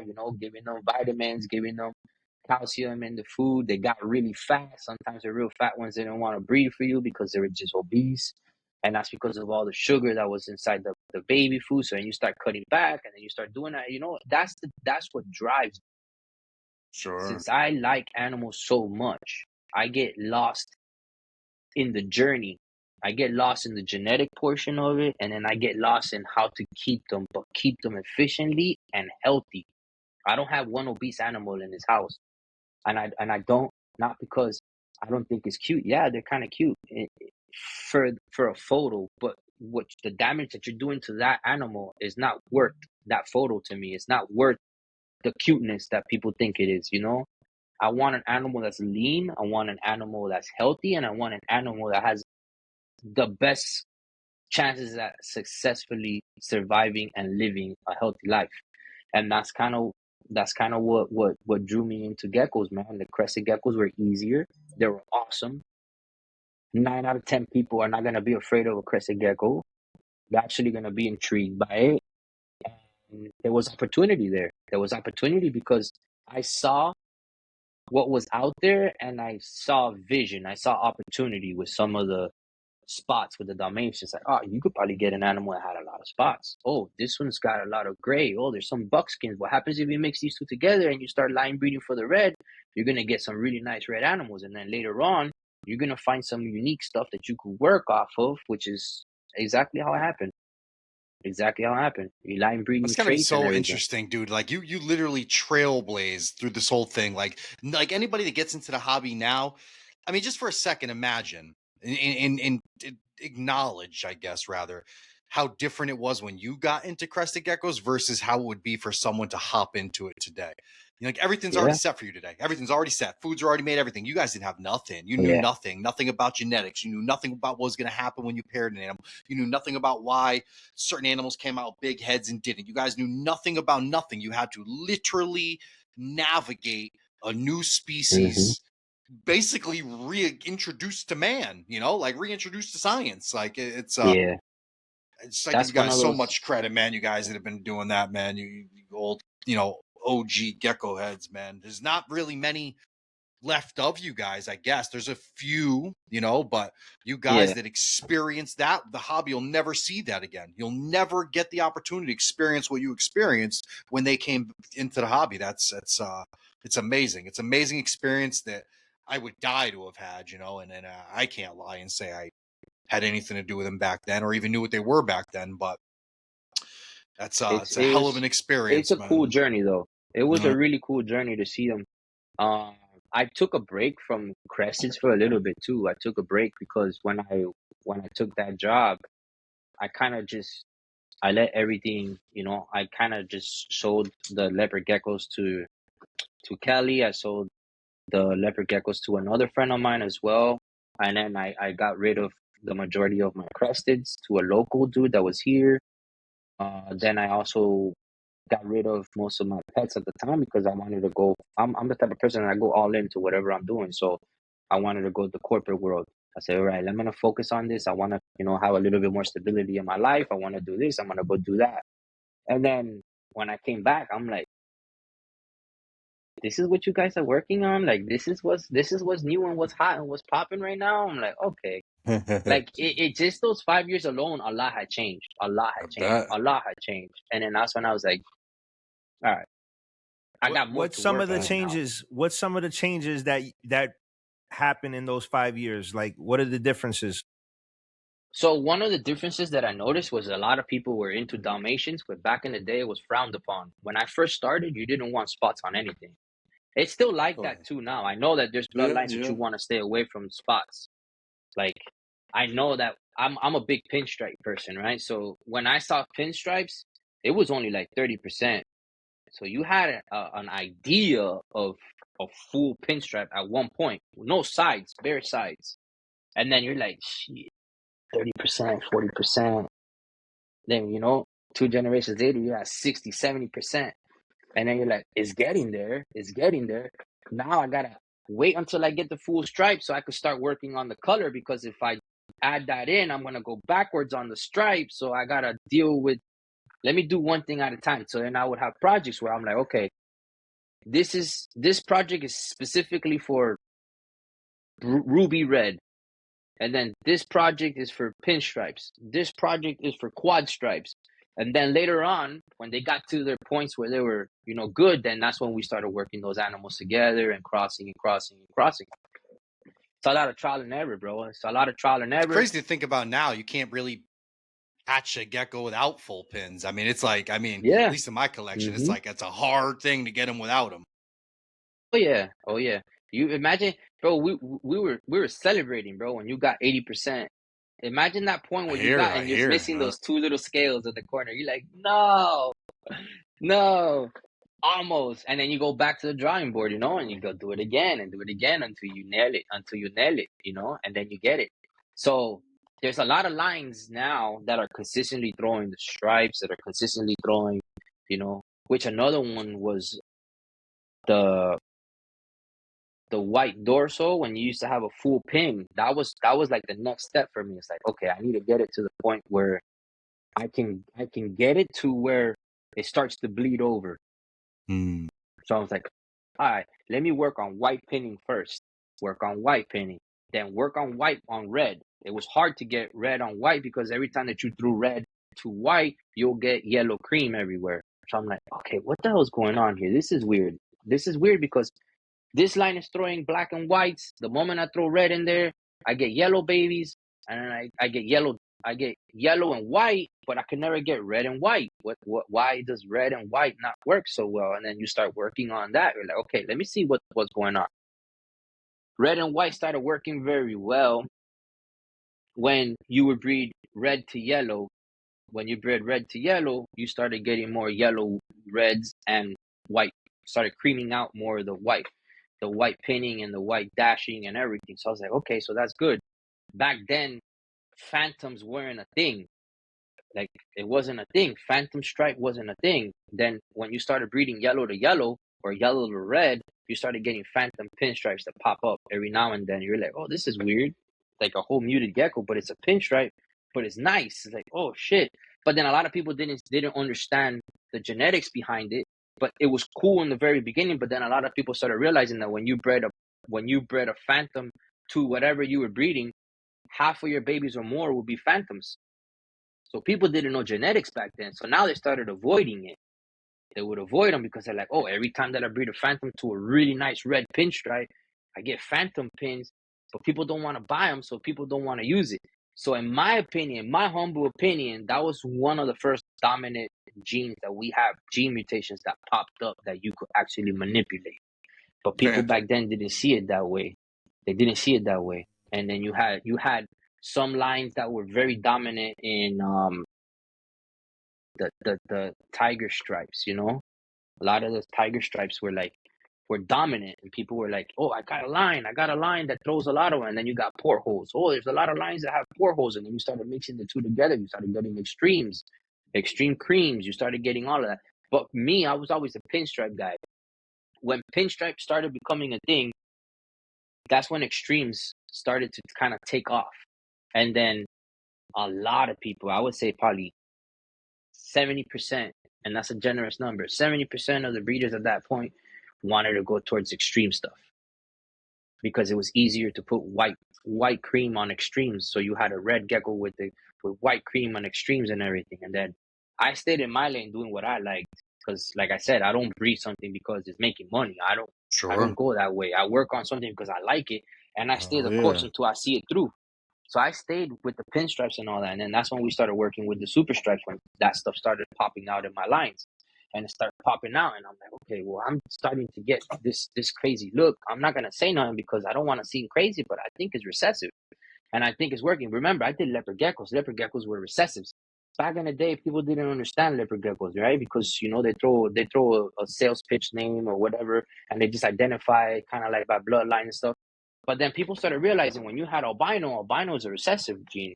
When you started breeding albinos and you started getting hets, when you came from the leopard gecko world, you already had a crash course in genetics. When most people were breeding crested geckos, they never knew anything about genetics because everything was thought to be line bred. Everything was taught to be line bred. That's why when the first recessive genes actually popped up, it was so difficult for most of the people to actually accept it because at the time everybody thought it was going to be line bred because everything was line bred. It was working in the fashion of line breeding. You had a lot of line bred traits that were becoming exaggerated to the point that certain bloodlines were noticeable by just looking at it. You already knew the breeder that it came from. You already knew the group that it came from. You already knew all of that stuff. And you had dominant genes that were still working in the down the pipeline, but everything went so fast throughout like a 5-year span that a lot of people couldn't wrap their head around what was really going on because you had a lot of animals that were going for and certain bloodlines that were going for $500-$600 a baby, $1,000 a baby, which was kind of top tier animals at that time. And then they were just trying to produce as many as you can, and a lot of stuff was happening so fast that people weren't really focusing on what was really going on. I feel like the genetic portion came when the first Azantic came out, when Brian really started with the first Azantic, which I remember him pulling them from another country. I can't remember exactly where, but I remember him doing something with the lady, like actual posts and all that stuff. And then people were still not accepting the fact that it was considered a recessive trait at that point. Well, this is not a recessive gene. Oh no, whatever. He's gonna crash the market. He's gonna make all these inbred animals because of whatever. And then fast forward now, it's one of the most important genes that you could breed into all Sure. your projects. Sure. But in the beginning, a lot of people were literally talking down on the project, Sure. hating on it. And then I'd imagine the leopard gecko hobby went like this for you too, huh? I'd imagine you got to see all of this more so with the leopard geckos, huh? At the time, leopard geckos were way, way, way more popular than crested geckos. It was hard for you to see 5 breeders at Daytona with crested geckos at the time. It was hard. Leopard geckos, you had probably out of every 50 breeders in there, you had 3-4 people that had leopard geckos and really nice leopard geckos. But the same thing happened with leopard geckos, though, in the sense that when people started breeding patternless, which they didn't think was recessive, into albino, when the first albino patternless came out, that's when everybody was like, oh, double recessive? And then that's when they started breeding. Oh, you can get albino patternless? Albino patternless were going for $3-4 grand for a leopard gecko. Then you had blazing blizzards, which is similar, but Blazing with Blizzards, yeah. with a different gene. Those were going for $10K. Blazing Oh, blizzards, prehistoric wow. was selling them for $10K for years, bro. They had that cornered. And then the funny thing is that we've always had for a very good portion of every bit of 20 years, we've had the Asian market buying behind the scenes. So a lot of the high end stuff wouldn't make it to just regular market. It was already being pre-sold, under not under the table because it was legal where businesses were doing it, but it wasn't going through mass media. People didn't know the business deals that were going on. You go to I didn't Daytona, know it was going on that long. I yeah, thought bro. the You whole going to Korean boom was something new. no, That's interesting. no. That's been going on for years, man. That's been going on for years. They used to come. Daytona used to be the show for that. There used to be. I don't want to name names, but there used to be several agents that used to come to Daytona with millions of dollars cash and buy tables out. I want everything on your table. How much? 200,000. Here you go. Bag everything up for me. Just like that. Wow. Buying tables out. That's Buying insane. tables out. And I seen that because I'm a Floridian. I've seen that for years, bro. Years. Yeah, you guys With definitely get a leopard different geckos, insight, man. with ball pythons, with corn snakes. Corn snakes used to be the ball python before ball pythons hit. Sure. That was colubrids was a staple for Florida. It was a staple for the industry. Sure. I remember Leopard being a geckos was kid. They were too. it when I was a kid. That was the it thing. Ball pythons, Yeah, all you seen were just a regular natural ball python. You know, I remember when they came out the yeah, first albino one, and it was, yeah, I was probably 10 years old or something. I'm your age, so it was all the same yeah, thing. I seen it, and that was groundbreaking. yeah. And yeah, Garrick DeMeyer, Corn snakes were the wave. Garrick DeMeyer, Garrick DeMeyer is a big ball python breeder. Garrick DeMeyer was as deep as he is into ball pythons now. I'm assuming because I haven't spoken to him in a while. But Garrick DeMeyer was a crested gecko guru. He did on large Really? scale. Yeah, he did crested geckos on a large scale. And guess what? When the ball python boom came, he was one of many. I'm not throwing shade on him. I respect the dude. I'm not saying anything, but I'm just saying when the ball pythons were generating the noise that they were generating at the very beginning, a lot of colubrid breeders, a lot of gecko breeders, leopard gecko breeders, Bailed. a lot of the big species that were like, staples for that species invested into ball pythons because they were seeing the type of money and the type of noise and the opportunity that ball pythons were bringing to the table. We're talking about. I remember being present. I don't want to name names because I don't like to name names, but I remember being present at Daytona and I saw $500,000 being thrown around like it was nothing for albino boas, for pied ball pythons, for a lot of single gene animals, banana ball Sure. pythons. We're talking about big To be players the in this first is industry to this day. priceless, man. To be the I've heard Yeah. first is so much priceless in this stories of industry. that. 500 grand is small money. I've heard a lot Oh, of I've seen stories it. of Daytona doing like tables being sold out. Like you couldn't even keep stuff on you couldn't even walk through. I've heard so much stories like that. It's It's amazing. true. I've seen it. I've lived through it. I lived through it. I've seen people get bought out. I've seen arguments because of scams going on with genetics and all that stuff, man. It's I've seen it all. And Daytona has been a player. It's still a, it's still a popular and important show, That's an old show, but huh? I did not but realize it was that old. The Asian market and all of that has slowly shifted to buying European because it's cheaper and a lot of other stuff. So the market has shifted, but it's still a popular show. It's a big show. It's an important show. There's You several think important shows. you think that the Asian market moving to other countries and stuff has caused a decline in the Daytona show? No, no, Okay. no. The thing is this though. My opinion on what's happening with shows and breeders is social media. Social media. Why are you gonna hold on to animals and you can sell them on social media? You can sell them on Game King Snake, changer. Craigslist, all of that.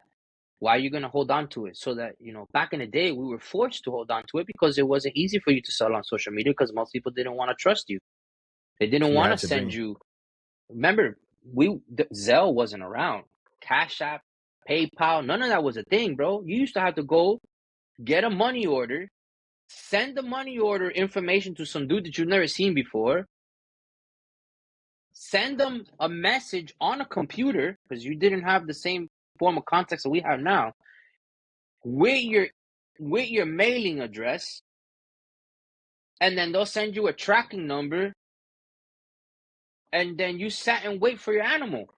Yeah. That's the reason why the board of inquiry was so important. Right now, nobody does a board of inquiry. Craigslist, you don't go to Craigslist anymore for board of inquiry. You don't go to Kingsnake for board of inquiry. The forums on Craigslist and Kingsnake were popular. And if you had an issue with somebody, you didn't want to end up on the board of inquiry. There was a section in the forums that before you made a business deal with somebody, if you didn't know who they were, you could easily go on the board of inquiry in the search engine, put I their remember business that. name, Yeah. put the person's name, put whatever. And then if they had any wrong dealings, it will start with the initial, complaint, chief complaint. And then you see, if the person was really shady, you see dozens of replies. Oh, he did me dirt too. Oh, this is the situation. People were not holding back. Back then, nobody spared your feelings because they were scared of, bad publicity. Nah, bro, they were honest. They'll cut you down to the core, bro. Cussing on there, everything. Like, they didn't play games back then. People were doing dirt. People were doing a lot of scams. There And was a people lot of were scams. Yeah, mail a order lot of scams. scams, man. Yeah, with money. You used to send money orders, bro. And then Walmart started making it a little easy because you could do Walmart to Walmart. And then Western Union started The realizing that they were MoneyGram, being right? Yeah, like used a lot. MoneyGram. Then you started doing all of that. And then things started getting a little better. Like Mark from back in the day, Golden Gecko, which is actually used to breed leopard geckos as well. He was the first dude to actually put photos with his listings. The first one Really? ever. And started the trend that we all rely on now. Brilliant. Back in the day, Brilliant. you used to have to get back in the day, you used to get an email, and the email had a price list, and the price list had no photos. It used to tell you 16.4, and then you used to call the place and put in an order. All right, let me have 2 males, let me have 2 females, and then you used to be like, no, I'm cherry pick the best ones. You didn't even get to see photos of the animals. Pick me the best one, man. Please pick me the best Yeah. one. Yeah. Make sure it's a male and a female because I'm breeding them. There was nothing about being unrelated. There was nothing about being picky. You couldn't do nothing, which is the reason why I made so many friends too, because my doors were always open. And since I was in Florida, I would have my friends call me, hey, I'm going to put in an order with Strictly Reptiles. You think you can go cherry pick my animals? I got you. Let me know when. Put in your order, or let me or scan your order, email it to me so I could go there with with your email. Okay. But since I already had a relationship with them, they already knew. And then they'll start noticing. Not because they were shady, it just they had young people working there, they had a lot of people, a lot of business, and sometimes they'll pick whatever they got and they'll just send it, and you didn't get the best of the best. But if you had somebody that was local, I could help you. You tell me what you want, I could go in there and pick out, your red tegus, and I could go pick out your black and white tegus. I could go pick out six blue iguanas. I could go pick out, tarantulas for you. I could go pick out whatever it is that you wanted. How many red tail boas do you want? How many, green anacondas do you want? I could go pick out whatever you wanted, and I'll help you out. So that's the thing. Boy, that, times have changed. Yeah, that's crazy. Yeah, exactly. There's some things that I've kind of missed, though. There's some things. Granted, technology's changed a lot, and things got better, but I do miss certain levels, and then there was shady, but certain types of honesty. I don't think we get today. People weren't really concerned with your feelings as much as they were honest. If you found someone good, they would. People were honest. I mean, not that they're not today. I just, granted, it's obviously overall better today, but I still miss certain ways about back. Oh yeah, there's a lot of things that we did back then that had to change, like taking care of animals. Sure. I think that we're definitely far better keepers now. Far better. 10-gallon fish tanks aren't good for everything. No, bro, we're way more resourceful. We've had a lot of important people that have been able to design products specifically for our industry, which is super crucial and important to what we do today. Social media played a really big impact on that because we were able to connect with people across the world that maybe had an idea or had a market way advanced than ours. Like the American market seems to be kind of at the forefront, and the European market are kind of like toe to toe with certain things. And they've had designs that we've been able to mimic here or perfect, and vice versa. There's been a lot of stuff, man, a lot of stuff. Like there's a lot of things that people take for granted now that don't understand the struggles and the issues that we've had to do to be able to find and pave a way, like shipping, something so simple as shipping. Shipping is something that most people take for granted. I'm not meaning this in a bad way or anything like that, but when you first started to ship, there wasn't insulated boxes at a special weight, at a special size. There wasn't. You know what we had to do? First of all, shipping was way more affordable, so it didn't matter if you had a big ass box or not. Now it does matter. If you got a 7x7, you're gonna spend $15-20 cheaper than if you were to send a 9x9. Even those 2 inches makes a big difference, right? Back in the day, for you to ship a 9x9 to ship a 12x12, the price was almost the same. It didn't matter. The weight kind of made a little bit of a difference, but shipping was so cheap that it didn't matter. You had a $400 snake or a $500 chameleon, you're spending $20 at most in shipping. So people would do a flat rate shipping. That's what they'll tell you. Oh, $20 shipping. But in order for us to ship safely so that the animals wouldn't freeze, you had a couple of people that understood it. Back in the day, it was common knowledge that you would get a snake, you were going to get a snake in a pillowcase inside of a normal box, nothing inside to help it. They would literally just tape the box, put a little hole inside, put the snake inside, and that was it. That's how shipments were being done from facilities, from breeders. It was just like that. That was the industry standard.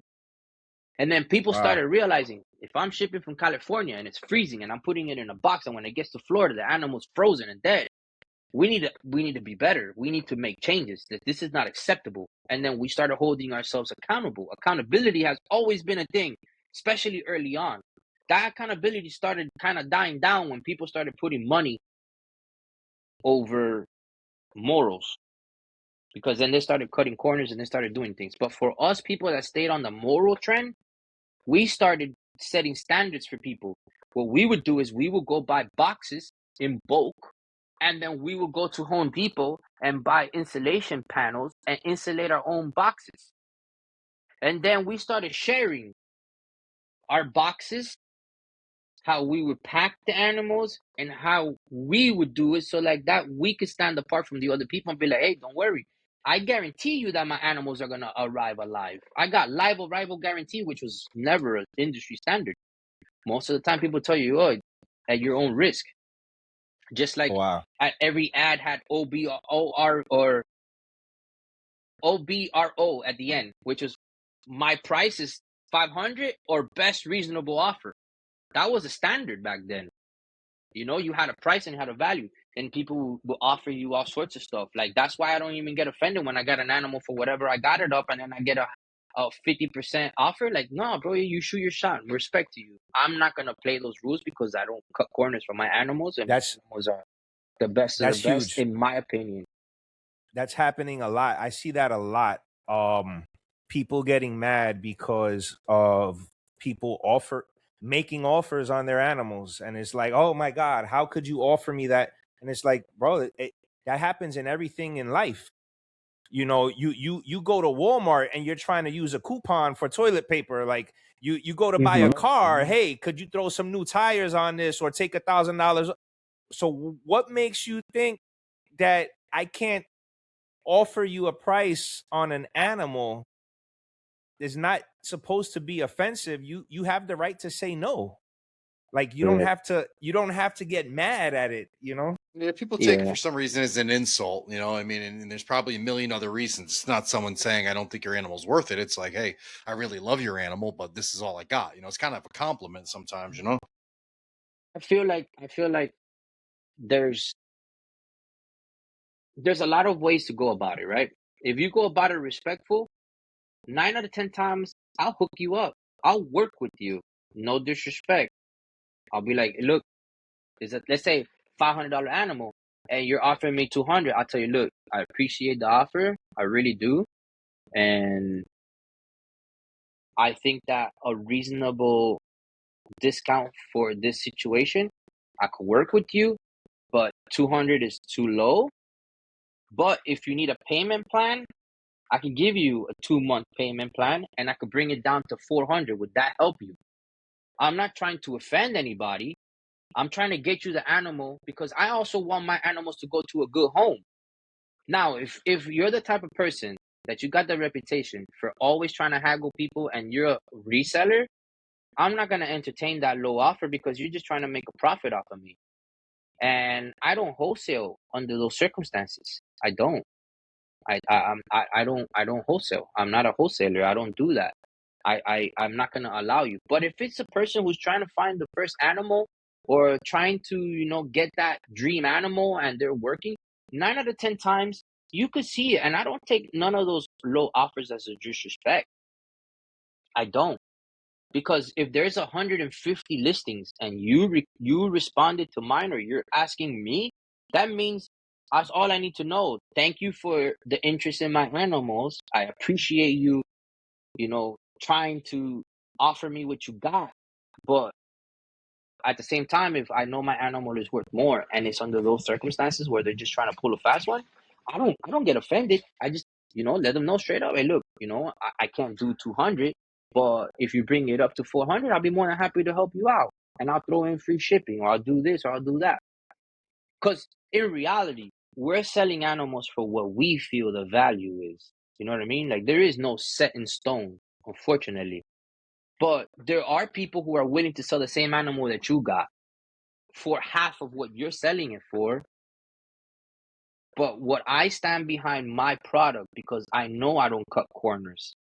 I know that the animal is bred properly. I know there is no inbreeding. I know that the genetics are guaranteed.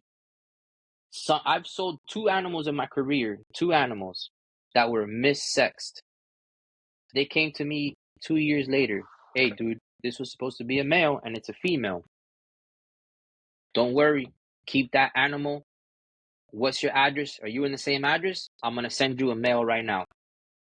You don't have to do that. I didn't message you for that. I don't care if you message me for that. When you bought an animal from me, you trusted me. We did a deal. Unfortunately, I was wrong, and this is me making it right. If you don't want an animal, that's absolutely fine. How much did you pay for it? Let me look at my records. I'll give you half the money back. And that's, standing on principle, standing on morals.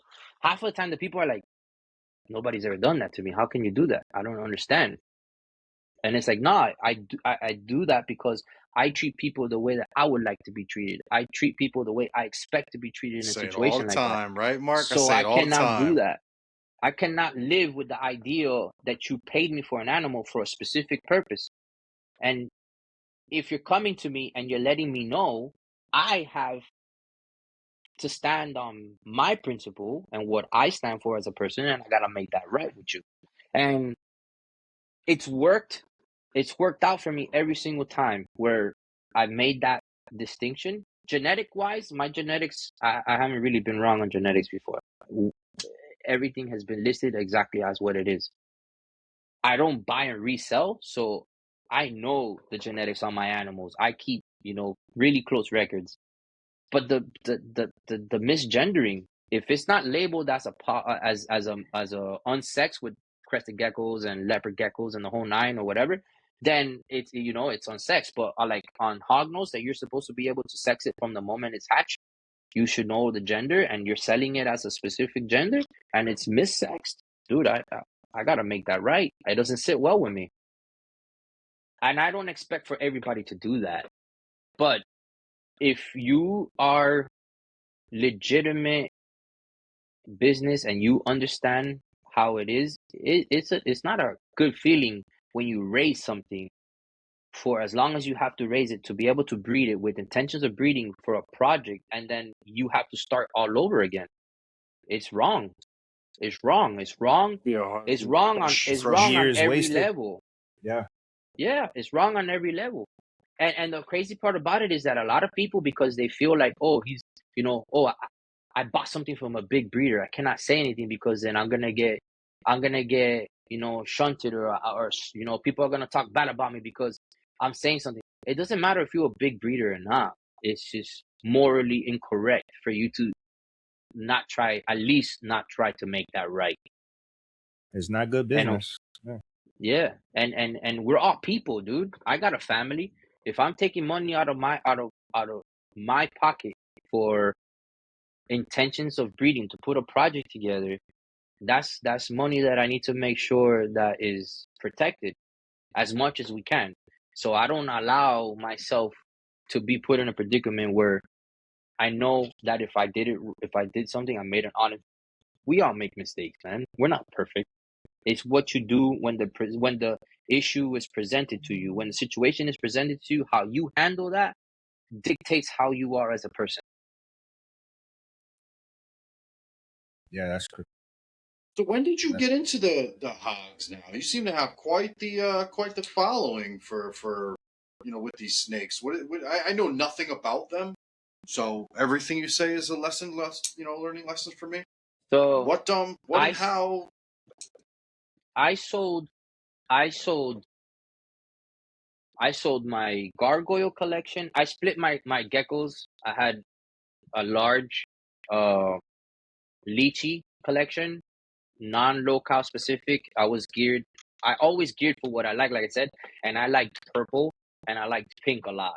And it was rare at the time. It was very rare for you to find pink and purple blotched uh lychees. And I had a consistent collection that was producing them and producing them and producing them. So I split my geckos into species. So I did all my crescent geckos went to Nick Franklin, and then he split them up and did whatever he did. Then I had some gargoyles go to another friend of mine, and then I had lychees go to uh, this dude in New York in Rochester, and then I think Leaping Lychees ended up with some of those animals as well. I think I'm not sure because he used to work. Ty used to work for Leaping Lychees too. So when we got pregnant with my son, who's 8 years old now, I had a big collection. I was working full time, and I was like, okay, I'm in a 2-bedroom apartment. My baby's gonna come. I have a whole big ass room full of geckos. Like I need to make moves. I need to make moves, and I need to make moves now, and I need to figure out my situation. I panicked because I didn't know what I was facing, and since I'm like the type of person to go all in, I wanted to make sure that I was able to dedicate the time and the energy that I needed to raise my boy the way that he deserved to, right? So I felt like if I minimize my workload, I'm going to maximize my free time and I'm going to be able to be more present. So that was the goal. The goal was which I had already worked with hognose on a small scale, small being like 20 animals at the time, all babies. I raised all my animals from babies. So what I did was I said, okay, it's not the same. It's not the same raising up and dealing with one rack of snakes as opposed to a whole room full of geckos and everything. So I said, okay, let me sell the geckos off. I could still stay with the hognose because I really, really enjoy the hognose. And I need something to take my mind off of all the anxiety and stress and everything from my day to day, which that's what reptiles have always done for me. Reptiles and animals in general have been my therapy. I haven't lost my cool and I haven't, you know, gone into any Mac depression because of the reptiles. They always keep me, level headed. So that's what I did. I decided to sell all my geckos, and then when I sold my geckos, I freed up the space, I freed up my time, and then I still had projects that I was working on with the hognose that were pretty cutting edge at the time. And then with that money, I was able to kind of like invest half of it into other genetics that I needed. So because for me, I think that you know, for me to have what I would consider a powerful collection doesn't mean to have 10 really nice animals and that's it. It means to be able to have different genetics and projects that could work off of each other, but that are the best examples of those same animals so that I could work off of. So I wanted a diverse collection, but a strong, diverse collection. And that's what I did. I was able to work on the 6 genes that I really liked. And then I had a collection big enough for me to be able to have sample sizes that I could produce unrelated animals so that I could build off of. And that's what I did. And that's the reason why it was an easy transition for me to be able to go into the hognose, because I was already passionate and working with them. There was a lot of opportunity. And it happened about 6 months before the lily whites hit. It was like 6 months before the lily whites was when I sold all my geckos, which I had already spoke to the lady who produced the lily whites, the first one. I forgot her name right now.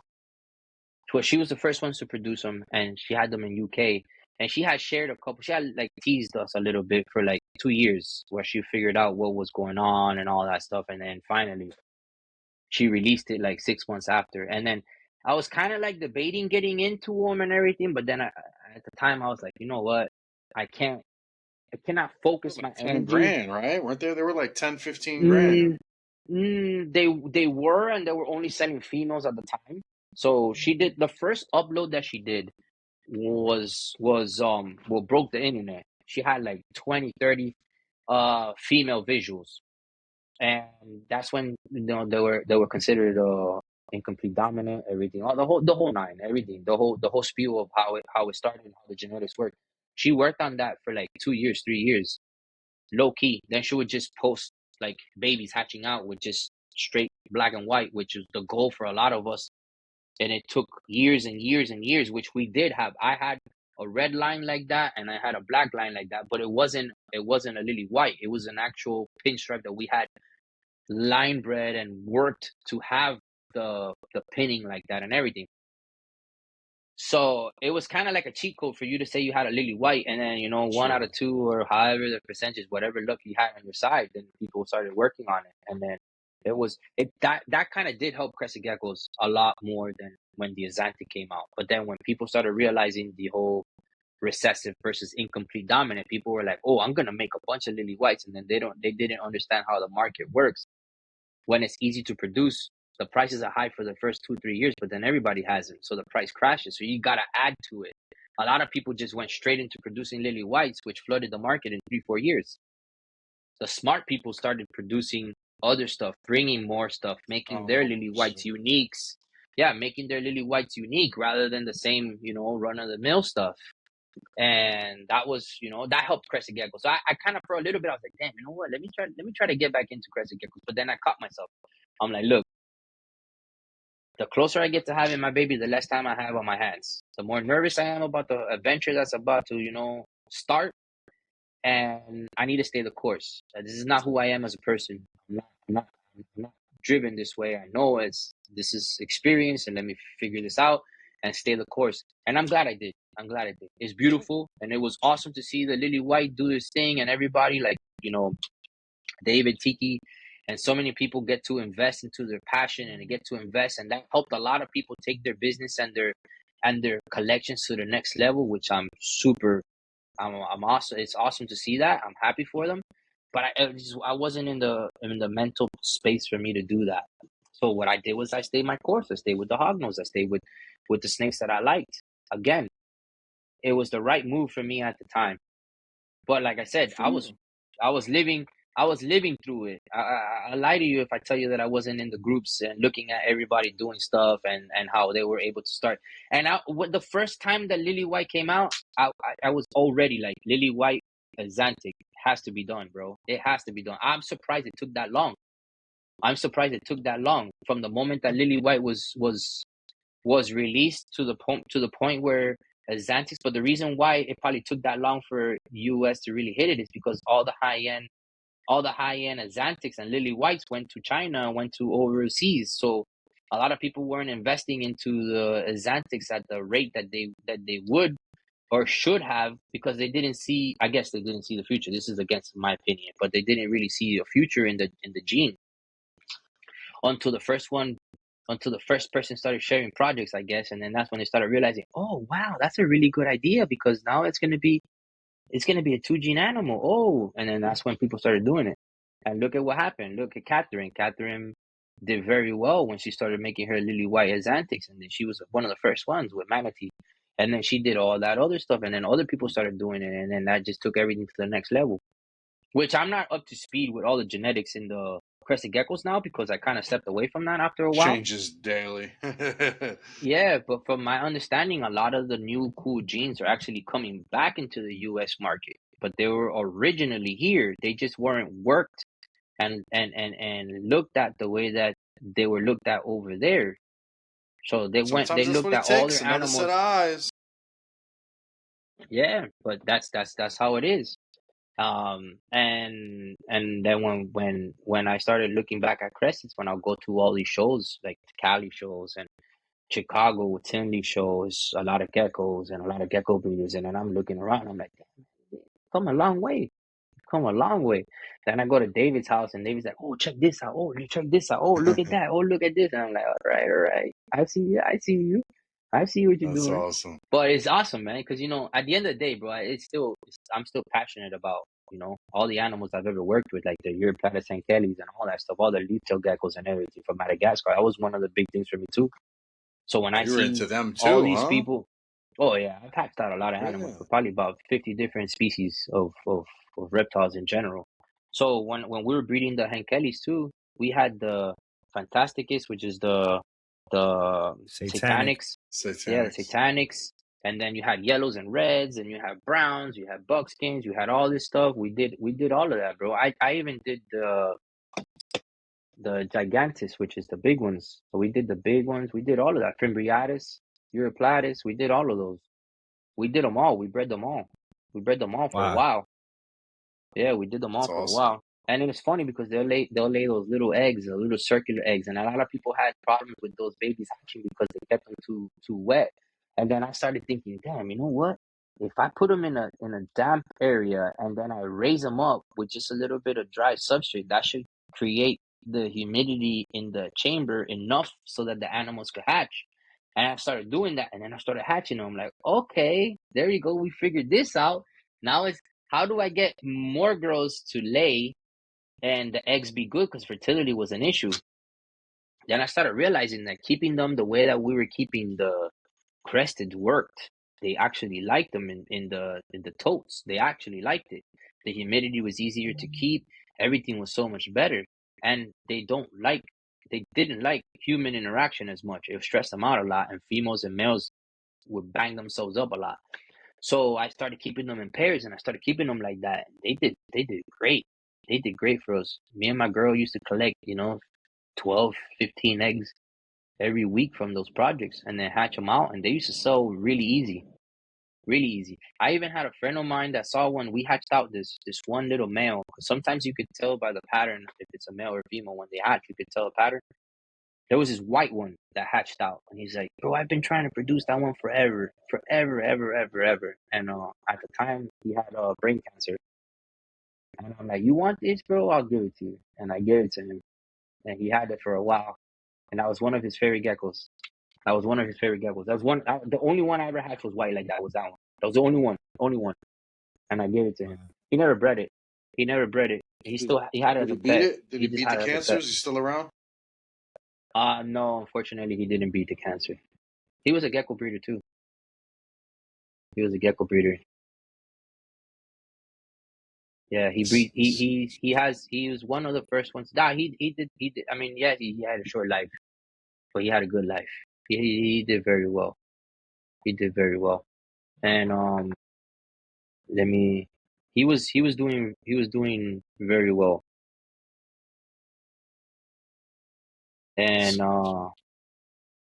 yeah, unfortunately, it seems like that type of stuff is really common in the reptile community. Brain cancer seems to be To pretty meet common. people everywhere.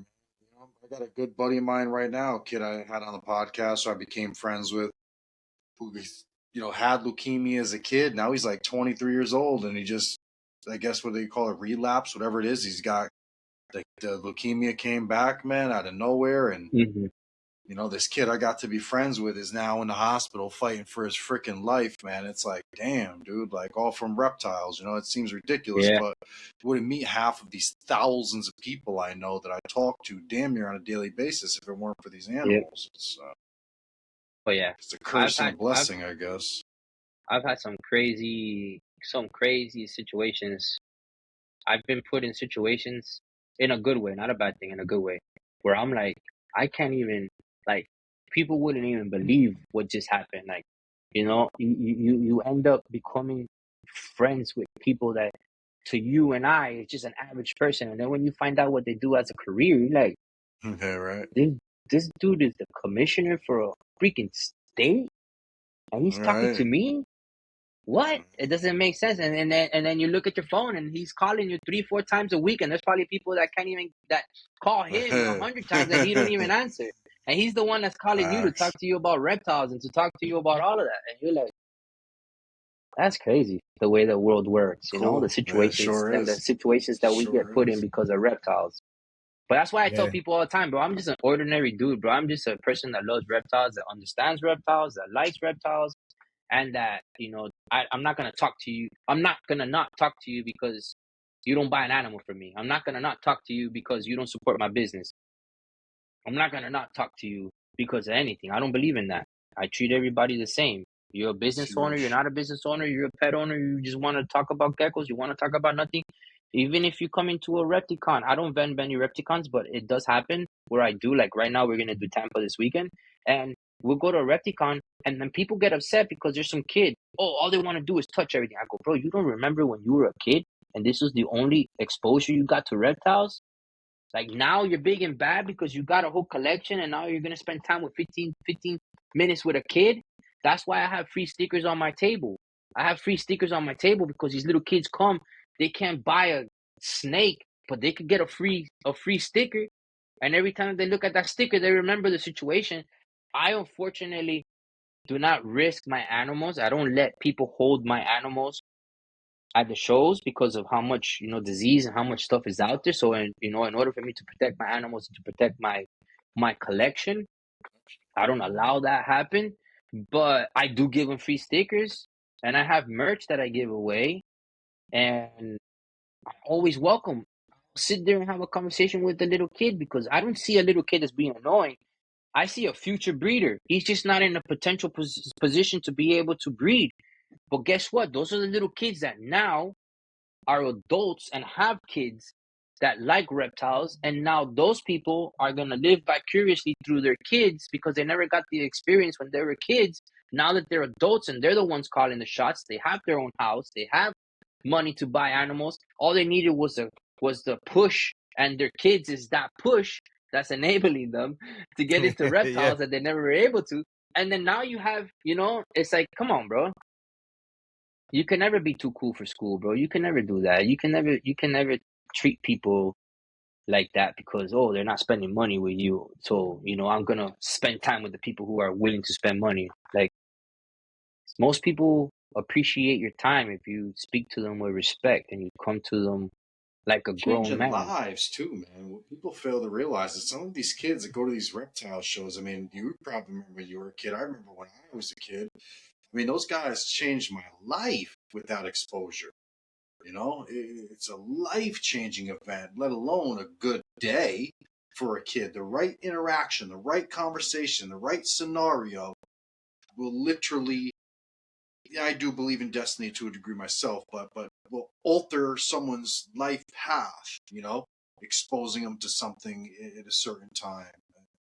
With children, it's no secret on the podcast how I feel about children. I give any kid, you want anything I got, listen, but your mother says it's okay, you can show me you can take care of it, it's yours, man. I refuse to not give a Mm-hmm. child the opportunity to have a reptile.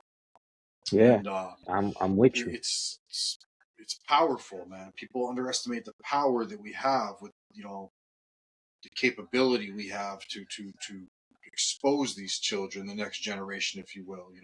These kids, like you said, if they will be the people that find the next morphs and genes and take this Mm-hmm. hobby to the next level. They're going to be designing the products that we should have been using today. They are the future. They are the future of Mm-hmm. everything we've dreamed of doing. Exactly. That's It's like huge. that's one of the reasons why I stay teachable. I stay teachable Absolutely. Have to. because Absolutely. because I've had it happen multiple times where I'm mentoring somebody. And I like the word mentor, but I don't feel like a mentor. I just feel like somebody who's troubleshooting. So people say, oh, that's my mentor. That's that. To me, I feel proud to know that people look at me that way, and it feels good. But I don't think of myself as a mentor. I don't think myself as none of that stuff. I help a lot of people. Don't get me wrong, but I don't. To me, it's like fangirling. To me, I don't see that as that. I'm just a genuine person. You come to me like a person, you treat me like a person, I'm gonna treat you like a person. That's just how it is. I don't want you to be like, oh, this, that. No, I teach you because I know that it's important for you. This is important for you, it's important for me. If I can help you, I'm gonna help you. But a lot of times, these little kids just need guidance. They just need a little push, and they're geniuses. And they look at things and break things down in a way that you never even thought about before. And watching them grow, watching them expand, watching them move. And then you're like, I'm inspired, bro. I've been doing this for as long as I have, and now I feel inspired. Hold on, what are you working with? Give me some pointers. And then you start talking to them, and then the next thing you know, it's just like a beautiful, beautiful like new lease on a species and all that. Just because when we read books, those books were long ago. Now you got people who are really dedicating themselves to just a single species, and they're looking at things from a completely different perspective. They're looking at things more technical. They're looking at reading things that we wouldn't even consider on our radar at the time, but they're doing things completely moving differently. And those are the people that will get to the point where they'll be at the top, of that species, at the top of, whatever they dedicate themselves to. And every little kid that comes to your table has the potential. Some of them don't have the ability to, be able to invest in themselves that way. But when the time comes, you better believe that they're going to come back, and they're going to remember who took the time to talk to them and who did that. And I'll have parents to be like, thank you so much for just talking to him. I'm like, no, don't worry. Here's my business card. If you ever need anything, reach out to me. Even if you're going to get a different species, you're going to do something with another animal, you're going to make that decision, call me. Let me know. I'll make sure to put you in the hands of somebody that I trust. Don't go searching on your own, because unfortunately there's a lot of bad apples out there. I'd rather you get the right experience and the right animal for your setting. So if you, no pressure, you could take a picture, you could scan the QR code, or take it to all my social media, whatever it is that you need to look at, and just let me know. And because of that idea, and because of me being that way, it's opened doors that people are like, how do you know this person? How do you get access to this? How did this happen?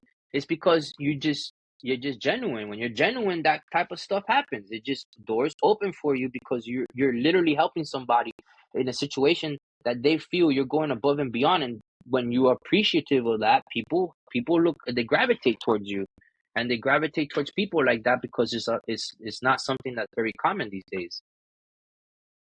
Yeah, very true. So, exotic fire hogs, are they? I don't know much about fire hogs neither, but I swear, like every time I see them, I'm intrigued. Are they beginner friendly? Or, because I hear a lot of Yes. different things, like, talk, for the people. I want to get a snake, my first time snake. Talk to me. Let me know. Hognose in general are not they're not a bad species to start with. Being that they're burrowing snakes, they're not arboreal or anything like that. They're not a fast snake. So when you handle them, they kind of just chill and hang out. They're not a snake that's fast moving. They're not trying to get away from you mostly or anything like that. The care for them, the husbandry wise, it's one of the easiest snakes to take care of. Like, it's one of the easiest snakes. Ambient temperature on the cool side, 70 degrees to 77 is fine. The hot side, you want it between 88 to 92, depending on how cool the cool side is. Lighting, you just want supplemental lighting, at least 14 hours of daylight, 16 hours of daylight, so they don't think it's winter. if you're living in a climate where you do have barometric pressure changes during the winter, they're gonna naturally fast. They're gonna go through a brumation period, which is normal for them. Most people panic during that because they'll eat perfectly fine until you get the first cold front. The average person is not gonna make the connection with the fact that this is normal for the species, so they're gonna panic a little bit. But then once they realize, doing some basic research or reaching back out to me and telling me, hey, this animal is eating perfectly and it's not eating now. Then I ask them, oh, did you have a cold front? Oh, yeah, we actually did. I go, yeah, that's what it is. Don't worry. Just turn off the light, turn off the heat, give it like about another month.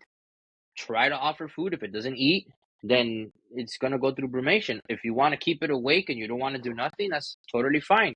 When the cold front's over, it might eat, it might not eat. It might wait until spring again, and that's kind of how it goes. You kind of, you gauge it based on the climate of the region that they're in.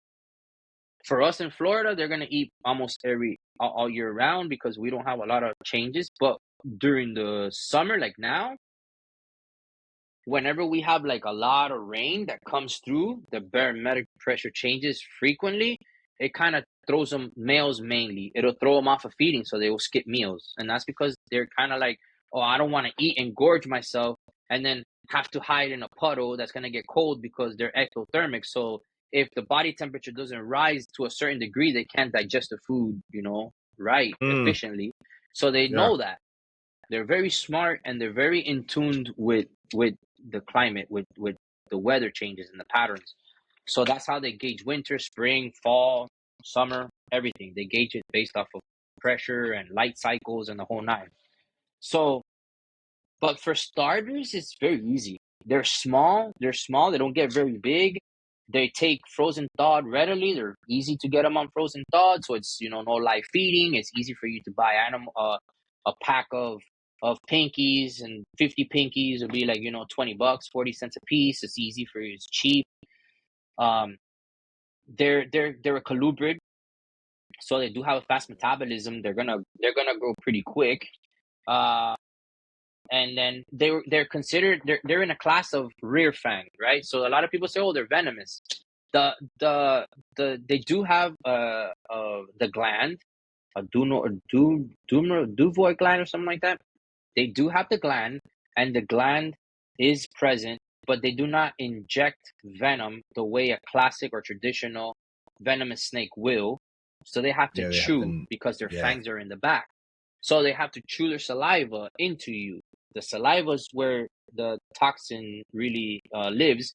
And in order for them to be able to kind of deliver it, it has to be chewing on you. So as long as you don't let it chew on you, you're fine. Even if you do allow it to chew on you, there's a very good chance that you're not going to really build a reaction to it. And if you do, it's not medically significant to where you have to go to the hospital or anything like that. You'll get localized swelling for like a day or two, and then it'll start to subside on its own.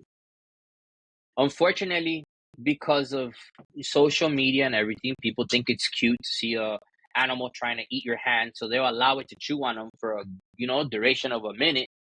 And then, of course, at that point, it's worked so much of the saliva and toxin into your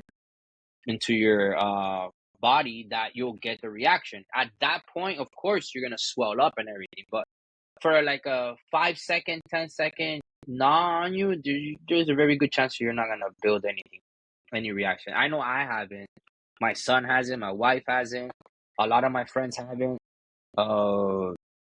Working with as many as we do, you're gonna get bit all the time. Like I get bit all the time because they come out of their bin. Like you see the bins back there. If I open that bin, they're gonna come out because they think it's food, and then I don't want them to hit the floor, so I grab them. The moment that they feel any hand or anything like that, they're just gonna turn around and bite you. Then you just pull them off. The good thing is that whenever they do bite you, they have an upturned snout. It's what we would call a shovel nose. They have an upturned snout, which is part of their skull, which is pretty cool. So you actually you pop it like a soda can. So you grab the snout, you push it, and then it releases its mouth. It releases right away. So as long as we educate people and let them know that that's the easiest way to take them out. Like there's a lot of wives' tale out there. Oh, you put alcohol, you put them submerged under water. Most of that doesn't work, and it's not necessary with hognose.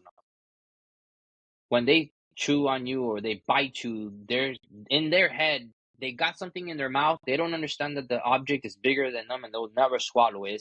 physically impossible. But in their head, they're gonna chew whatever they can, and they're gonna get something out of it, and they're gonna Yeah. continue to chew. So that's the funny part. And they're Yeah. derpy too, so they're funny because they have terrible vision, they have really good sense of smell. So the majority of the time, they're tracking you off of scent. So you don't realize it, but tuna is a very good scent for babies to get them eating on frozen thawed. So if you go have any type of food and you still have that on your hands and you're gonna go handle a snake, it picks Yeah. up on that scent, then they're gonna be like, "Oh, there's food here." Yeah. But if you know your animals, you could pick up on the fact that it's tracking you. So they'll turn their head like real quick, like, "Oh," kind of like how cresteds and all that, when you're feeding crickets and they see the movement on the cricket, you see how quick they jerk? They're like, "Woo!"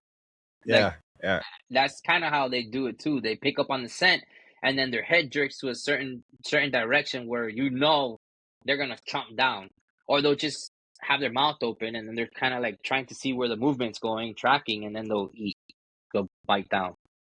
But I mean, after so many animals that we've sold and so many animals that we've helped people with, it's a small percentage of people that actually build a reaction to it. Very small. So And you if have you're to having have one like or some two, internal allergy towards it or something like that. that's where the people kind of or compare it to like a bee sting, right? But it Yeah. really doesn't have anything to do with bees or anything like that. It's just the reaction is very similar to what would happen if you get stung by a bee, where you get localized swelling and all of that stuff, right? So that's why people say, "Oh, it's like a bee sting." So that I've had people at shows walk up to me, it's like, "I would love to have them, but I can't have them because I'm allergic to bees." I'm like, "Oh, it doesn't work that way." The analogy is simply because of the form of reaction that you build, or how the reaction looks is very similar to bees, but it has nothing to do with bees. They're not, absolutely nothing to do with bees. So it's Do like, they use "Oh, that venom to eat? Do they use that one like with their food, their prey? Is no, that this is no." like So like, unlike traditional constrictors and traditional snakes that suffocate their prey, so they'll wrap their prey around, these guys actually eat their prey alive. So the toxin in the saliva is only there to immobilize their prey. So they're naturally eating frogs, toads, salamanders, very like Mhm. small birds, any little mouse, anything like that that they can find. Lizards, they'll find lizards, they'll eat geckos, they'll eat whatever's in They're their snake in eaters too, their no? Don't generation. they eat other snakes? They're kind of a opportunistic feeder, so they'll kind of eat whatever they can get their hands on. There apparently there's some old studies that I've come across, biologists doing field work, that have logged them eating eggs, like roadkill. Some of them have seen them eating like, like animals that have already been dead for a little bit, that they can visually see that the animals passed. Uh, so and I've experienced it here where I've given them a very diet. I give them a very diet too. So I give them quail eggs. I think it's called balut or something like that, where the quail is like a day away from hatching, so it's still in the egg, but it's fully formed. So we give them that. It's a nice form of protein and fat for like females that have already laid, and like I just give them a diverse diet every time I can. Well, primarily, they're eating mice, not rats, but mice. And I have a friend of mine who's a local to me that produces. I have two friends of mine that produce our mice. So, um, no Chinese mice either. Unfortunately, right now there's a pretty big issue with Chinese mice in the states. So I don't feed my no animal that you get from me directly from me has ever been fed a Chinese mouse or anything like that. Any mouse that's imported, everything is locally grown, locally That's that sourced. that's that virus that's going around, right? Yeah, there's It's a lot of issues that are coming from those mice, specifically from those mice. Imagine, I don't know, I cannot talk on I haven't done any actual studies on the actual mice myself or anything like that, but I would assume, imagine, if you're getting containers of that stuff from China over here, me having experience with importing and exporting goods, there's a I mean, there is a very good possibility that some of that stuff probably thaws out or loses temperature from there to here. It creates bacteria and all that, and then at some point, down the assembly line, before by the time it gets to the end consumer, it has to have lost Something. its integrity once or twice, and then that stuff is gonna get sent out to people that don't know no better and feed it to their animals, and then that's where the issues start. I don't necessarily think that it's the quality of the rodent when it's produced. I think it has something to do with transit or something along those lines. Yeah, yeah. That's my humble opinion. Mm. So do you recommend for setup? So like not breeding, but if I want to keep one as a pet and stuff, especially nowadays, a lot of people are trying to do like bioactives and full on setups. Like, do you recommend something like that with a hognose, or is it more Yeah, like of a yeah? yeah, It yeah. could They be do very well. okay, They do very okay, well in bioactive setups. You can do like little eco chambers and everything. It works perfect. They do great. okay, I've experimented myself with the rack systems and stuff, and I did isopods and everything. I set up some babies, one rack with babies, one rack with adults. They did very well. They did very well with it. It was just very hard for me personally to maintain with my system, but they did very well. They did very well. I know a lot of I've sold a lot of hogs, and I've helped people kind of troubleshoot because they've never had any animal, any reptile in general, and then for you to go from never owning anything to that having a bioactive system, it's yeah, kind of like it's just a lot to deal with. So intimidating. I've helped them kind of get through it, and the animals do very well. They do very well. The That's growth rates cool. are fine, sheds are fine, they're eating consistently. It's all perfect. It's just a little added. Uh, it's more responsibility to keep a bioactive because you got to feed the isopods. The snakes don't poop enough to be able to sustain everything, so you got to go in there manually, feed the isopods so they don't die off, and then make sure that Yeah. the humidity levels are fine. So it's a lot more work, but do they prefer it? I would just say, yeah, they would probably prefer it. Um. So when it comes to the breeding of them, you have a lot of different genetics, a lot of stuff going on. Recently, you got something new. I saw you posted something new there, right? Yeah, Was it we have about well, so we have the Madagascar giants. We have okay? from the island of Madagascar. We also have the speckled hognose as well.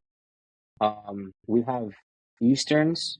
We have the southerns. We have westerns as well. The westerns hognose are the more common ones, the ones that have the most uh, genetic mutations. Then I also have rainbow boas. I have Candoya aspera boas as well. So those are viper boas. I have a lot of different species of Oh, you got snakes. the viper The boas. Wow. last Yeah, I just had a litter of rainbow boas that I posted, and that one was a striped baby rainbow boa, and the mom unfortunately gave me a litter, but the litter was what we would consider still. So half of them were slugs, and the other I only had two babies. One was alive, and one was a stillborn. And then the live Okay. one came out to be striped. Okay. Oh, okay. That's what I Yeah, saw. That's what I saw. that's Yeah. what you Yeah. saw. Yeah, yeah, yeah. That's what you saw. Right now, we just started hatching out hognose. Now we just started hatching. Like 3 days ago, 4 days ago, we had the first one, and now we have about five more clutches starting to hatch now. And then probably for the next 2 months, we're gonna have, you know, I think we're like at 76 clutches or something like that. Uh, Depending on the temperatures that you incubate, I incubate at 78, 79 degrees. I get 60 days. Yeah, no. So there's been a lot of talk lately, which is interesting, about certain localities of hognose. So some of them from Texas hatch out a little later. They're used to a lot more, warmer climates. Then you have other ones that hatch out. Um, I mean, the Texas hatch out a lot sooner, but they're a lot larger or whatever. Then you have other localities from different parts like Montana and stuff like that hatch out a lot later because they're used to cooler temperatures and stuff. There's a lot of truth to that. There is a lot of truth to that. A lot of locality specific stuff. When I first started 11 years ago keeping hognose, there was a lot of locality specific stuff. But then the recessive genes and everything became so popular that people kind of like forgot about the locality stuff and then used their locality stuff to breed into like the recessive stuff. But I definitely think that there's, not I wouldn't say a subspecies. There was talk about being a subspecies, but there definitely are differences. There are certain females that stay smaller, lay different eggs, and then you have other females that get larger. No matter how how much you're feeding, they just don't grow past a certain age, or some of them just keep growing no matter what you do, even if you hold back food. And then they'll lay bigger clutches but smaller eggs. And then you have smaller females that lay smaller clutches but bigger eggs. And then you can have a small girl that ends up producing females that end up really big. So that's one of the reasons why a lot of people haven't really given it so much thought. But there definitely is differences though. I've noticed it. Like this year, I think I'm almost like at an even split with big girls and normal girls. Big for me is 300 grams, 250, 300 grams. I have some girls that are in the 600 grams, 700 grams, but they're not really consistent breeders. They're like spotty. My consistent producers are 130, 140, 140 grams to about 200, 220 grams. Those are the most consistent producers for us. That's like the sweet spot for me. And you have bigger girls that are in the 300s that produce well, but I think percentage wise, the larger the female, the less likely they are to produce consistently. And they do struggle bouncing back. They don't lay full fertile clutches.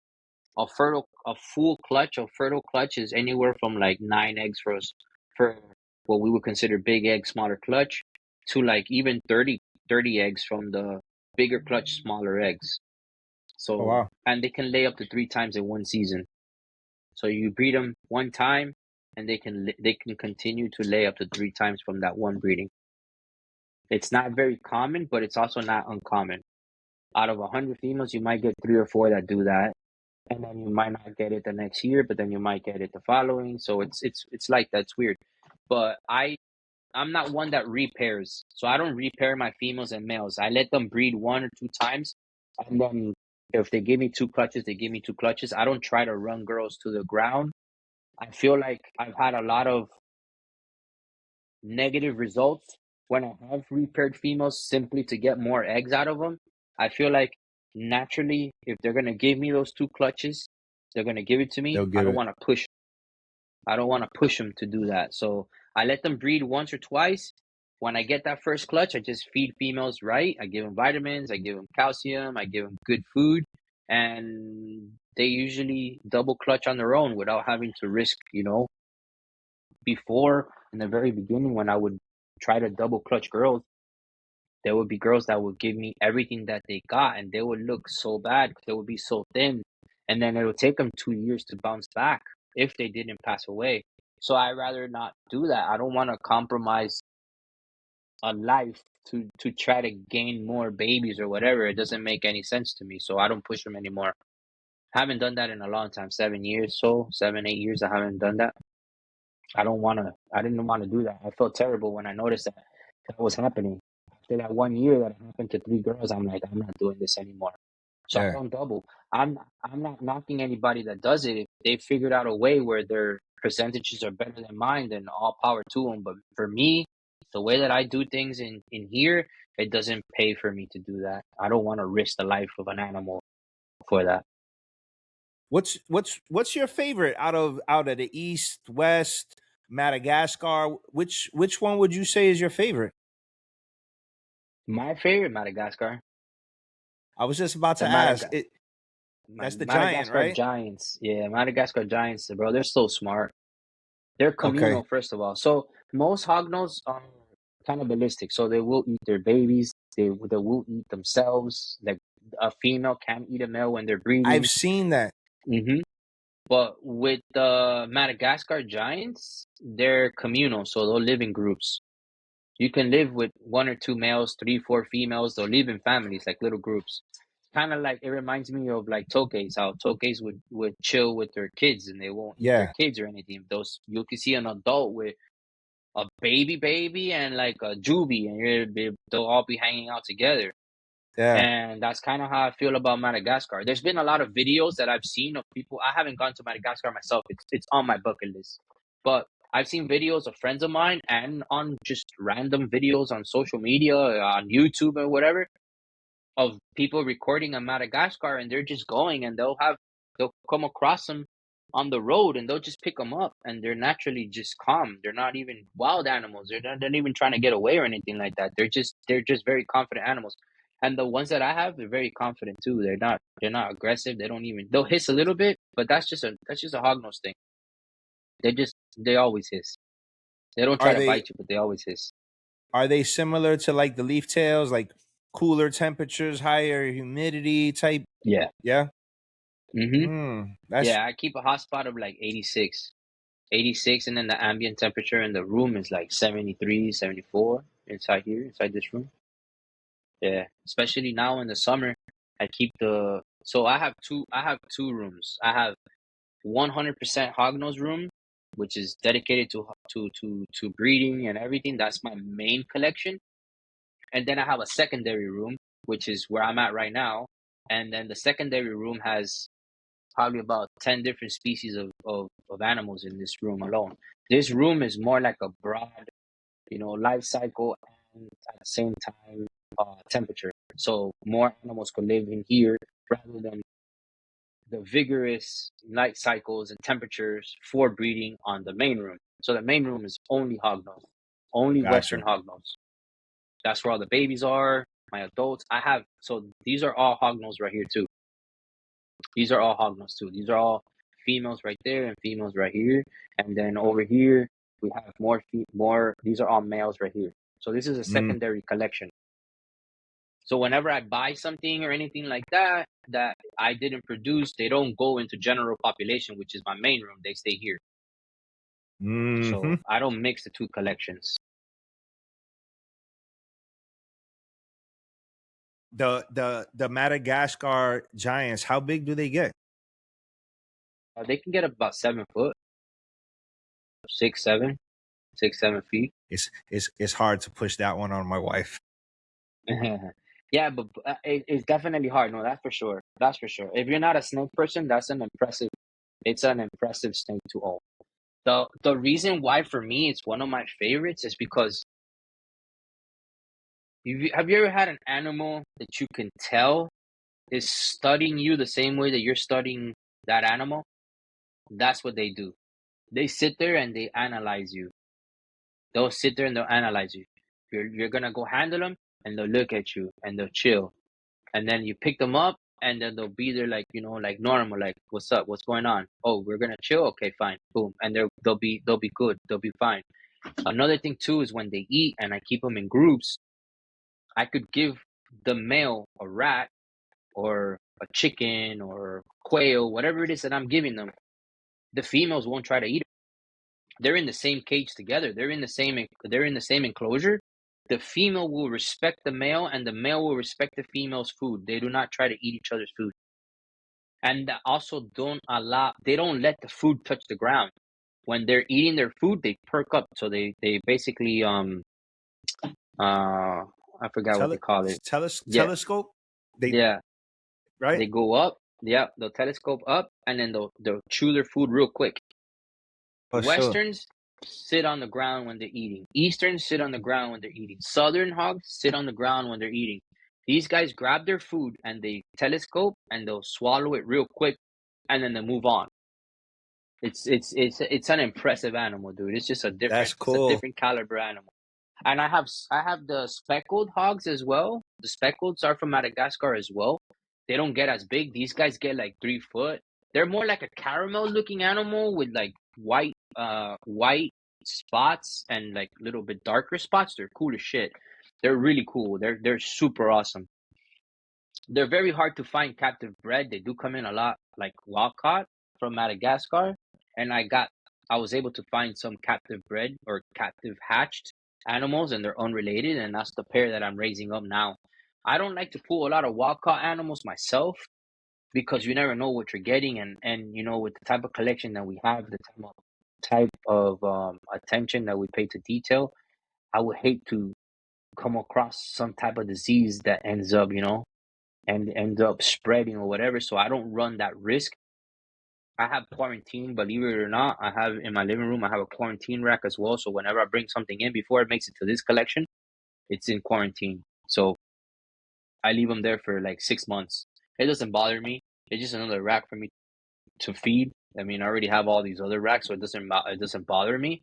So I'll keep them in quarantine for that, you know, extended period of time to see if there's anything that happens.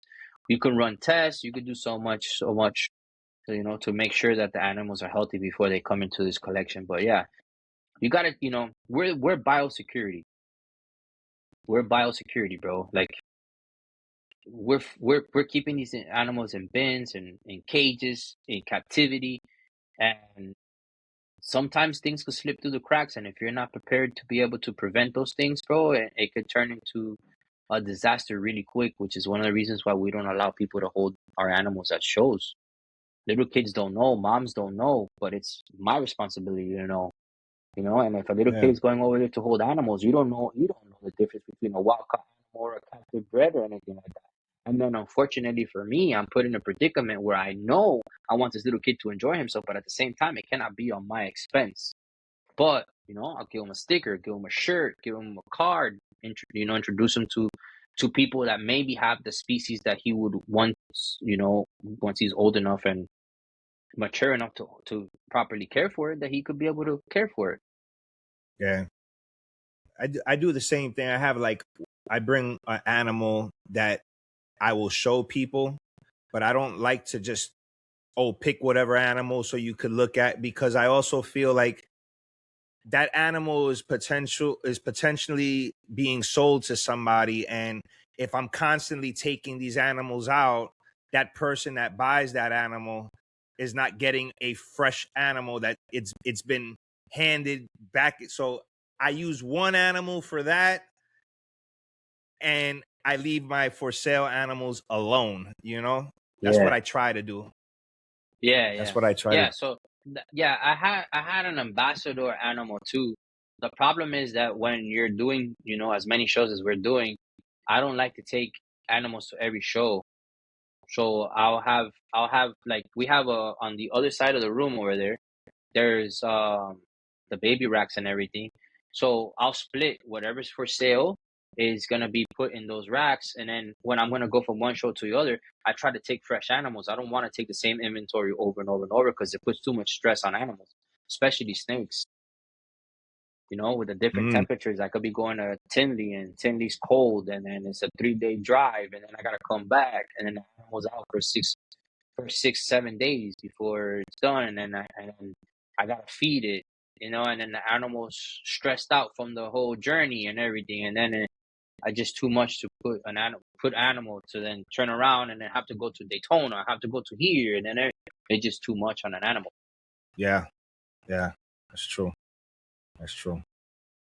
Um, so now I think it's time to let's talk about this venture, this wonderful venture that we almost wasted the whole show talking about before we even started.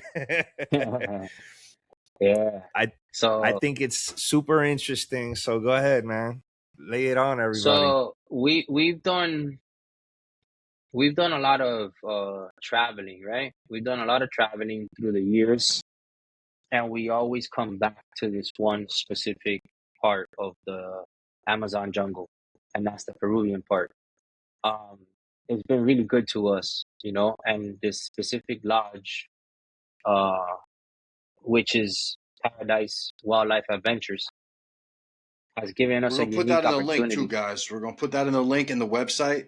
I need you guys to check it out. So I don't want to interrupt anymore, but you guys need to check out this website and its opportunities.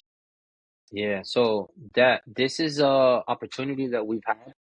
to work with this lodge, and it's given us a unique situation where we're able to run tours, eco tours, to give you in-depth, close, up close and personal uh experience with the jungle. And you get to see monkeys, you get to see the world, the pristine Amazon jungle for what it is, and with the intention of conservation, true conservation. So every time that we get a tour out there, we're able to feed villagers, we're able to keep people that live on in the jungle fed, and families fed, and the whole nine, plus while at the same time you're getting to experience the jungle for what it really is. So we're running tours. We're running tours through Paradise. It has a website you can click on there, and What's the website? the website is the same name, Paradise Paradise WildlifeAdventures.com. Adventures. Yeah. Yeah. Say that again. It's Paradise. WildlifeAdventures.com, and it's basically all inclusive. So you have breakfast, lunch, and dinner included in the daily rate. The rates can start at 225, and depending on the size of the group that you have, we can work with the pricing and stuff. But it's a very safe environment, and you'll be going through 3 different tours a day. So you'll be going through a morning tour, an afternoon, evening, and then you'll have a nighttime. So you're basically gonna hit the jungle at the 3 most prevalent times a day. So you're gonna be able to see all the animals that wake up in the early morning. You're gonna see the evening days, like when they're hanging out, and then you're gonna have all the nocturnal animals that come out at nighttime, which you'll be able to see your boas. You'll be able to see the majority of the snakes, which is gonna be during the nighttime tour. And you're gonna have it's a what's that? No, I was going to say with the all inclusive, is that's not the airfare included, right? This is separate than the No. airfare. So Yes, the where airfare do is these guys separate. meet? Like, where do you guys meet? Just you guys meet in Peru for your trip, or do you guys It fly out depends. together? It depends. So right now, the majority of the time, there isn't a direct flight from other states. So they'll have to fly from their local state to Miami International, and then from Miami International, we fly to Lima, and then from Lima, we fly to Iquitos, and then from there we go to the dock, which is where we would normally get our guide, meet up with our guide, and then we go from there. You're That's always going to awesome. have a guide with you. So you're never going to be out in the city by yourself.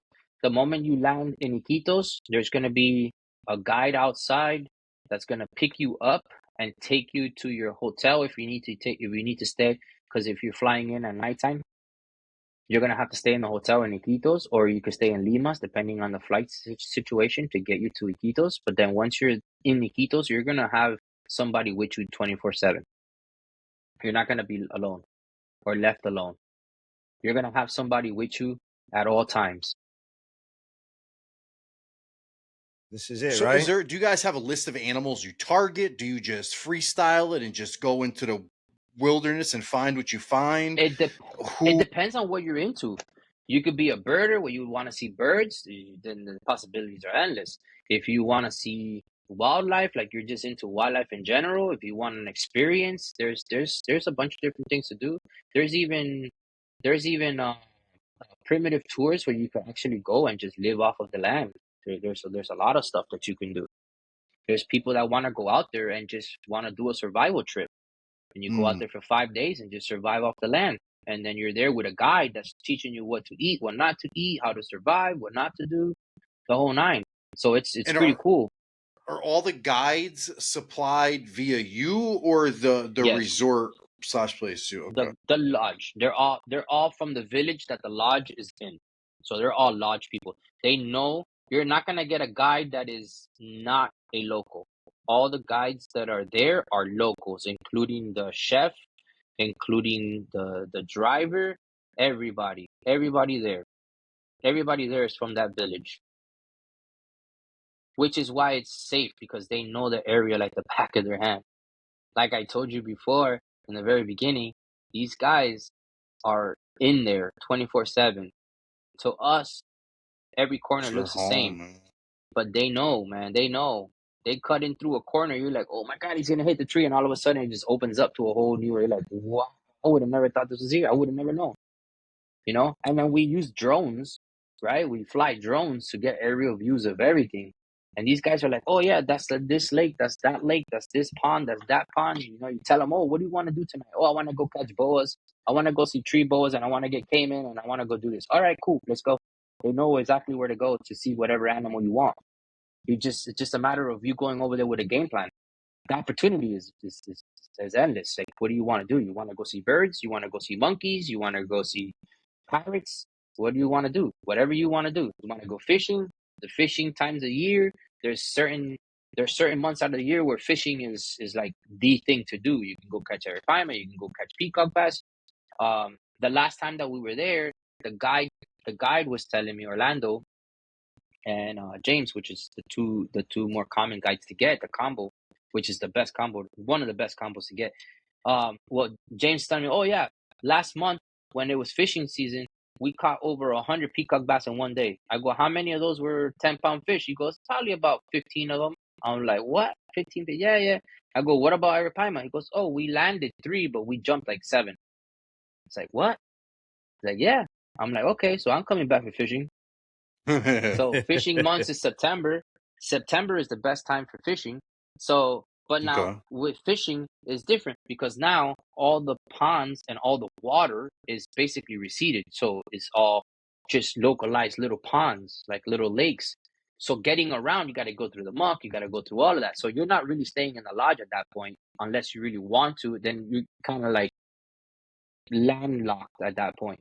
But if you really want, you're a diehard fisherman, you're gonna have to go to where the fish are, and it's usually having to hike. So that's why we suggest you kind of staying for at least 5 days because it'll take you a day and a half to get to where you're fishing, so you can get a good 3 days of fishing, and then it's gonna take you about 3 days, 2 days, day and a half, 2 days to get back.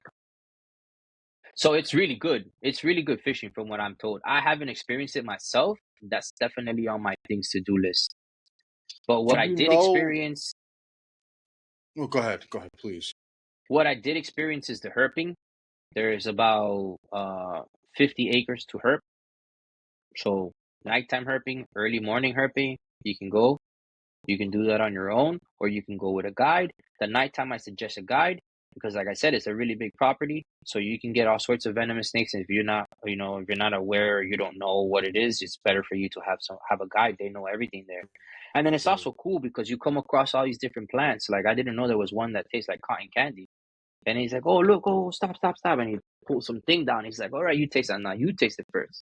He's like, "All right, I'll taste it." And he goes, he tastes it. He's like, and he goes, "Smell, smell." And I smell. I was like, "Damn, it smells kind of fruity." And then he goes, "Oh yeah, taste it." And I tasted the cotton candy, dude, exactly like cotton candy. I was sucking What on a is seed it? that tastes like cotton candy. What plant? I, What I don't plant? know what it is. I don't remember, Was but it I a know they fruit? called it the Was it a cotton fruit, candy. or was it just a No, plant?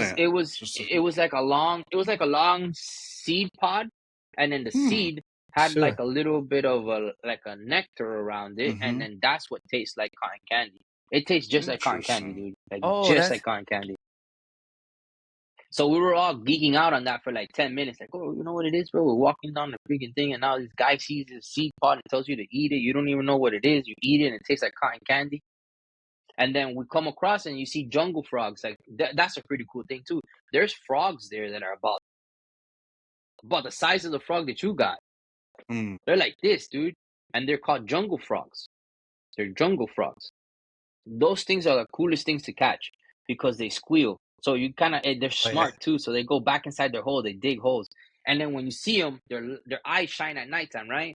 And the way you know that it's not a snake when you're flashing with your headlights is because they blink. So birds and the frogs can blink, but the snakes can't blink. They don't have eyelids. So that's how you could tell the difference between a big spider, a frog, or a lizard, or anything like that. Most of those things I and the shine. birds, they'll shine. So when you're seeing a croc, you can see not a croc, but you can see a caiman, and you can see where sometimes they stay like that, and then you're like, oh, that's a caiman, bro. Let's go get it. Let's go get it. So you can grab animals, you can touch them. It just at like it's at the guide's Respectfully. discretion. Mm. It's at the guide's discretion. If they tell you, yeah, it's okay for you to do it because they feel like the situation is safe, then that's fine. If it's not safe, then they'll definitely tell you, no, let's not right now. Let's go find something else to do, or let's go find another thing. Which we didn't come across too many situations like that. It was a blast. It was a blast. I my first time there, I was like, I gotta come back, and I gotta bring my son, and I gotta bring my wife. And my wife hates bugs, so that's gonna be the one thing that's gonna kind of be hard for her. The cold showers is fine. Everything else is fine. The food was great. I thought it was gonna be difficult for us because we were gonna be like in the middle of the jungle, but no, man, they were prepared. They had solid breakfast. Everything was a home cooked meal. Everything is cooked from scratch. You got rice, you got beans, you got salad, and you got chicken, you got fish, whatever it is that you like. So you let them know beforehand. Okay, I could eat fish, and I like chicken, and I would like to eat a mix of the two. I like vegetables. I like rice. I like beans. All that stuff. You can put a suggestion in for what you want to eat, and then they have it there for you. And it's a home cooked meal every single time. Every single time, fresh. There's nothing that they reheat. They can't reheat. There's no microwaves there. There's no power there. Everything is on generators. So they're very efficient, and they everything is cooked to order, like for you. So by the time that you get back, let's say you leave in the morning, right? When you leave in the morning, you already left. You already had your eggs, your breakfast, your fruits, whatever it is that you wanted. You go out, do your little tour, 2-3 hours on the boat. You come back, you get to relax, take a little nap because you're tired. Then by the time that you wake up, you could walk on the property, look for monkeys, look for this. And you're like, let's go out for another time. You could tell the guide, hey, let's go out for a little roll. Let's go for a little stroll in the afternoon. Okay, fine, let's go. We'll go take a little boat ride. You can go into the village. You can go to wherever it is you want to do. Take a little boat ride. That's when you go find monkeys. You go find more parrots. You go find whatever it is that they think is a good opportunity for you to come across. They'll go and they'll take you. Then you come back. You have your lunch. You take a nap for a little bit. And then you get ready to go out for another evening stroll. Then you go out for another evening stroll. By the time you get back, it's time for dinner. And then dinner, you relax for a little bit, you take another little power nap for an hour, hour and a half, you digest your food, and then you go for the night trip. Then the night trip, you go around looking for all the nocturnal animals. You could take the hike on the property, or you can go on boat and then take you to somewhere else. It depends on what you want to do. At that point, you're going to see tree boas. You're going to see the caiman that come out. You're going to see a bunch of cool stuff, man. Just a bunch of stuff. Bunch of stuff. Everything that How you is don't see it during the day. the elephant in the room, with our the current situation of the globe, I guess. How is safety out there? How what can people expect as far as, I So guess, the people and being safe, feeling safe? How do you feel about all that? I never felt I was in danger. We did the wet market on our own. Remember, you're gonna have a guide with you, so it's not like you're gonna be out and just doing your thing. And let's say if you do take a trip where you do have to spend the night in Iquitos, and you gotta be up bright and early, 7 in the morning. But let's say you get there in the PM, you can go have dinner. There's restaurants all over the place. There's a big hotel right around the corner. You can go around the rooftop. It's safe. You just you gotta be on alert. It's a third world country. It's poor. People are very poor. You're not gonna walk around with a $5,000 gold necklace and a $2,000 phone that they've never seen before and think that you're gonna be walking around all loud and stuff and everything's gonna be okay. Chances are it is gonna be okay, but why risk it? You're Sure, of there to course. enjoy yourself. You're not there Yeah. to have to defend yourself in a situation. So if you live by those principles where you know that you're not going to try to put yourself in a predicament, you'll be fine. We had dinner. We were in a group of 6. The last time we were in a group of 4, we went out to have dinner. We had dinner. We walked the plaza, which was like about a 2-3 mile radius. Everything was fine, absolutely fine. There was families out having dinner like a regular night. It was a weekday. It was a Thursday. Everything was fine. Then in the morning, we went to the wet market. At 7:30, we were up, had breakfast, went to the wet market, tried to buy as many animals as we could that were alive so we could let them go back into the jungle. And we did. We came across a couple of tortoises. We bought some tortoises. There was some caiman. There was some small caiman that we tried to get, but they weren't trying to deal with us because that particular vendor says that it was illegal to sell live animals like that, which wasn't true. But they saw us and they knew that we weren't locals, so they just didn't want to sell to us. But we got tortoises. We got 2 adult tortoises. We got a male and a female. And as soon as we got to land that we knew was protected, because there's areas there that are protected by the villagers, we let them go.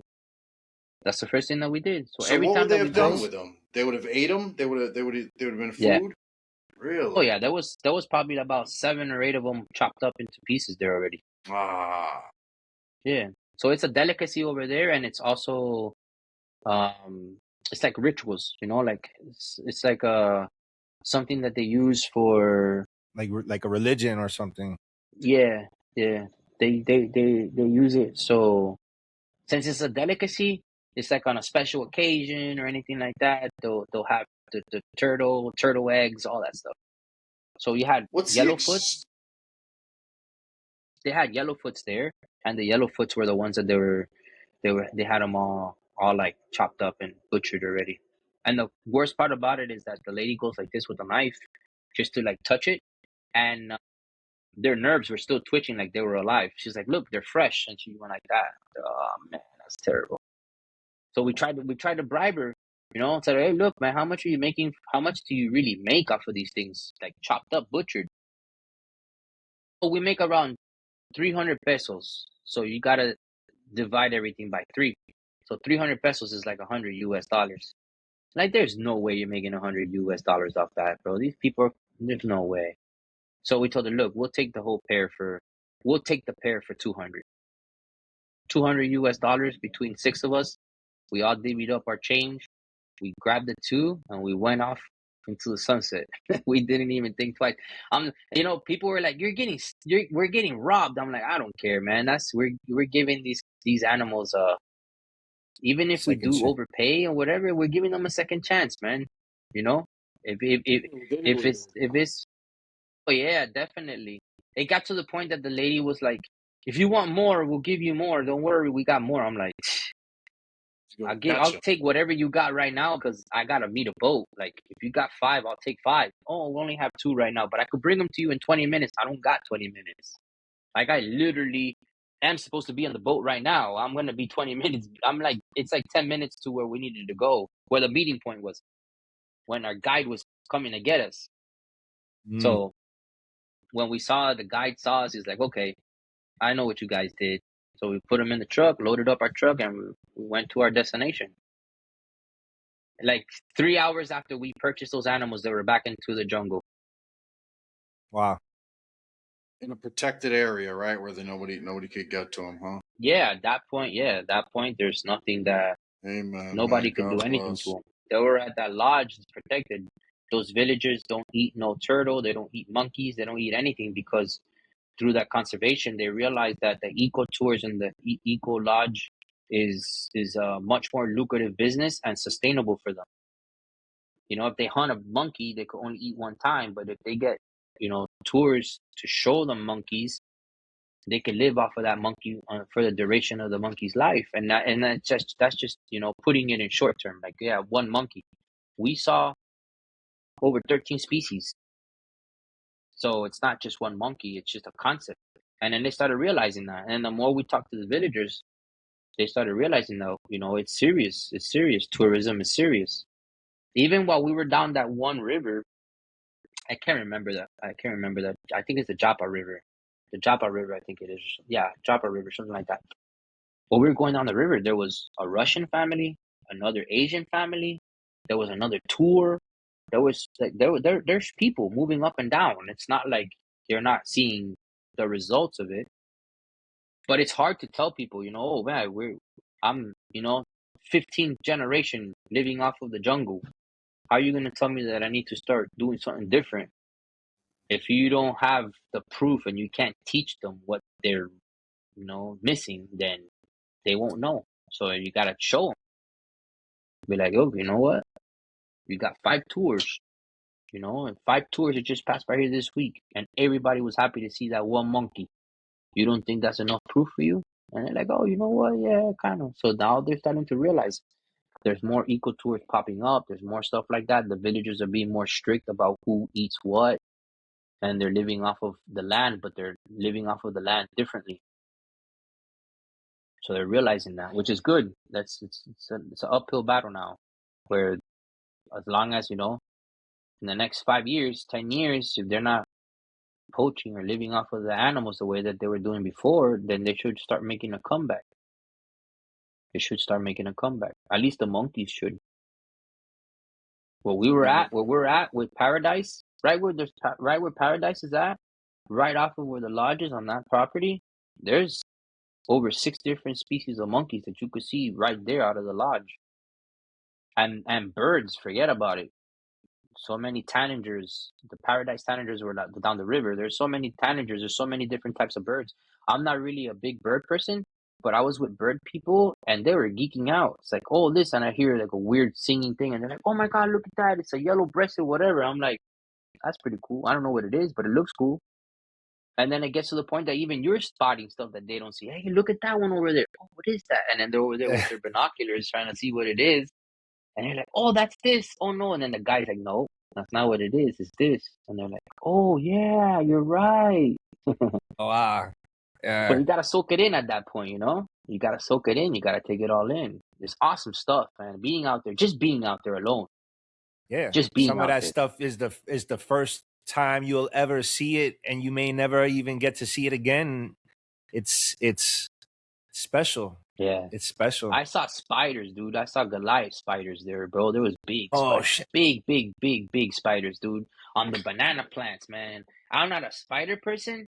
I'm not scared. I used to be scared of them. I'm not scared of them anymore, but I respect them, right? Dude, these things were awesome. Awesome. Living in the branch of a huge tree. That's their house. And then he's just chilling there like this, just ready for some crickets or for something to come by. And there is so many bugs everywhere on the ground. Like, so many bugs, dude. So many bugs. These things, everything in there is healthy, dude. Everything is there. Everything in there is healthy. Everything in there. Then we're going down this one stream and we see a mara, not even 5 feet down the river, not even 5 feet down the stream. I see a pipa, which is the frogs that have the babies on the back, that they have little holes and they go inside and they come out. They go inside. Oh, yeah, that thing was just floating in the river. You're just floating in the stream, I mean. And then the guide, we're coming up to a little roundabout, right? And the water still goes, but there's a tree that goes over it. A shovel-nose catfish, about 4 foot, comes out of the little creek, and then it's dark, but we have our headlights, so we see it. And then the guy's like, shh. And then he walks up to the catfish with his freaking machete. Pow! Right? Cut that thing in half, dude. Oh, shoot. Macheted that. And then he tied it. So crazy. He tied it, and then he puts it over his thing like this so he could keep trekking, looking for more snakes and looking for more stuff. And then when we told him, we're like, oh, you're going to eat that? He goes, yeah, that's going to be lunch for tomorrow for my family. Yeah. Oh, shit. You're living off of it. Yeah. Living off of it, man. Living off That's the the land. perspective that I took away from it too. Like, I took away a lot from it. Not just the fact that we're in beautiful nature, but how humble and how peaceful people live with a 10% of what we take for granted. 10%. Yeah, man. 10%. Yeah. They had a roof over their head. It was leaking, but it was theirs. They lived it. They loved it. They didn't have beds. They're sleeping on the floor, on a wood floor, and they're no happy. Designer clothes, no Nothing. cell phones, everything. Nothing. Yeah. We took actually 2. We all got like clothes and toys and a bunch of stuff, and then we filled 2 really big suitcases. And then when we got there, which was a mission and a half to take that through the airport and everything, it was fun though. It was fun. And then when we got there, we tell Orlando, we're like, hey man, we gotta give this to the village. And then Blake, which is another friend of ours, was there. He's the one that had like been there a couple more times, and so did Lewis and a couple of the guys that were there before. They had been there like 3, 4 times already, so they knew the villagers. And when they were there the last time, there was a little kid that was born there, and then they were bringing clothes for him and for his village. So one of the suitcases went to that village. Dude, the whole village came out to greet us, bro. The whole village, the chief's family, everybody came out. That's when they realized that we were there, and then they started bringing out all their pets. All their Oh, pets, dude. All their pets, bro. They had like this really big exotic bird. Huge bird, dude. Huge bird. And then they had another mascot. They had a toucan.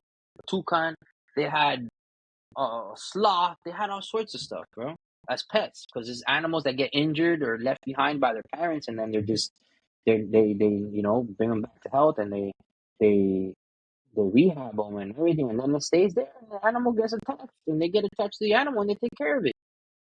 As hard as it is for us to keep sloths here, they grow all the plants like for them. wow. So they just go in their backyard and collect leaves and collect everything, and they just give it to them like we would, give our animals here. So, but it's awesome, man. It's awesome. I really recommend it. I really recommend it to people who are, burnt out.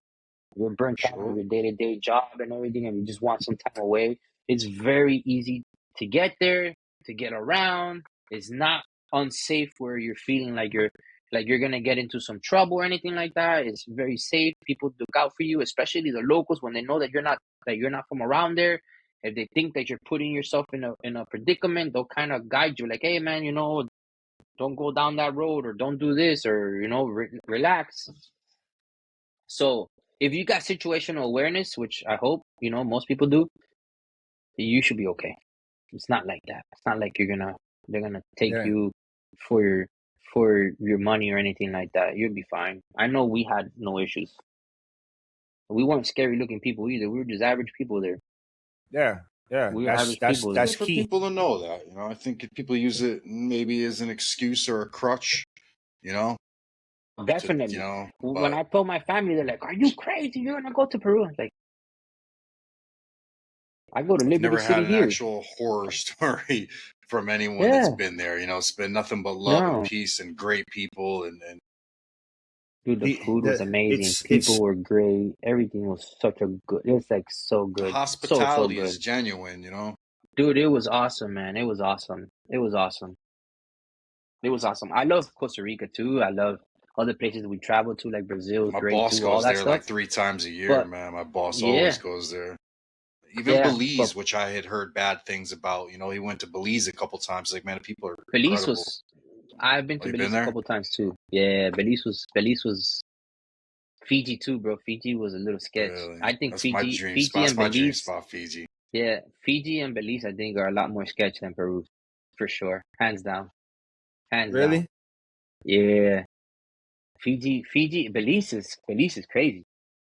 Belize is awesome though, man. They got a lot of awesome animals. They got a lot of cool programs with crocs and stuff like that. They Yeah, I got a was lot of just gonna cool programs. say they had Fishing to. is I really got good videos. too. I posted videos he sent me. There's some bridge over there on some river where you go, and they're there. They're doing construction there, but the Crocs are right there, right on the side of the road. It's not Yeah. like they're just Well, there. there's one of those in Costa Rica too. Costa Rica was beautiful. They have one of those too, the Croc Bridge, and then they had a little center right there on the side of it too, a little business that they opened up.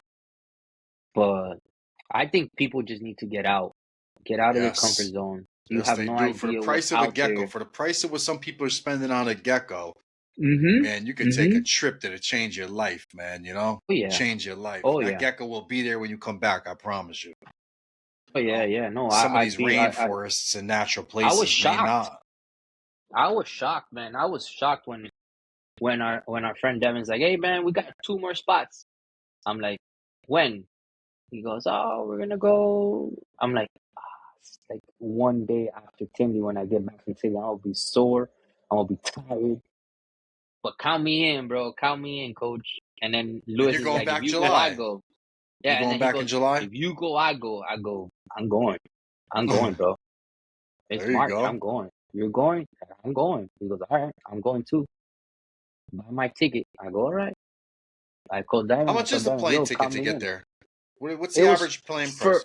for us at the time for a direct flight from Miami to Lima, which is like a 4 hour plane ride. It was $400. No, actually, Well, it that's not was bad. it was it was 450, I believe, 450, including from Lima to Iquitos round That's trip. not bad So at it's all. two planes round trip. It was 450 That's bucks, damn sure not and bad. I then we paid spent just about that to fly to Florida a couple weeks ago. yeah, and then we paid that. So we did 5 nights, 6 days, 5 nights, 6 days That's in the nice. jungle, like in the jungle, For arguably and that less than was $2,000. For arguably less than two oh grand, you plane yeah, ticket, yeah, trip, all your meals for yeah. less than $2,000. Listen, we went to Rooftop in Iquitos, which is a very high end uh restaurant bar. Rooftop. It's like 7 stories, 8 stories high. 6 of us, 3 of us had beers, 2 beers each. I had a Coke Zero and a water. My boy had a Coke Zero, 3 Coke Zeros and a water because there's 2 Mormons and they don't drink. And then we had the other 2 guys that were drinking. And so it was 3 beers, 2 Coke Zeros and a water. We each had a dinner, our actual plate of food, which was amazing. I had a steak because I'm back on carnivore. I had a steak, and then I had a mix with chicken and fish and shrimp and the whole nine. So it was 6 full meals, three appetizers, and all our drinks.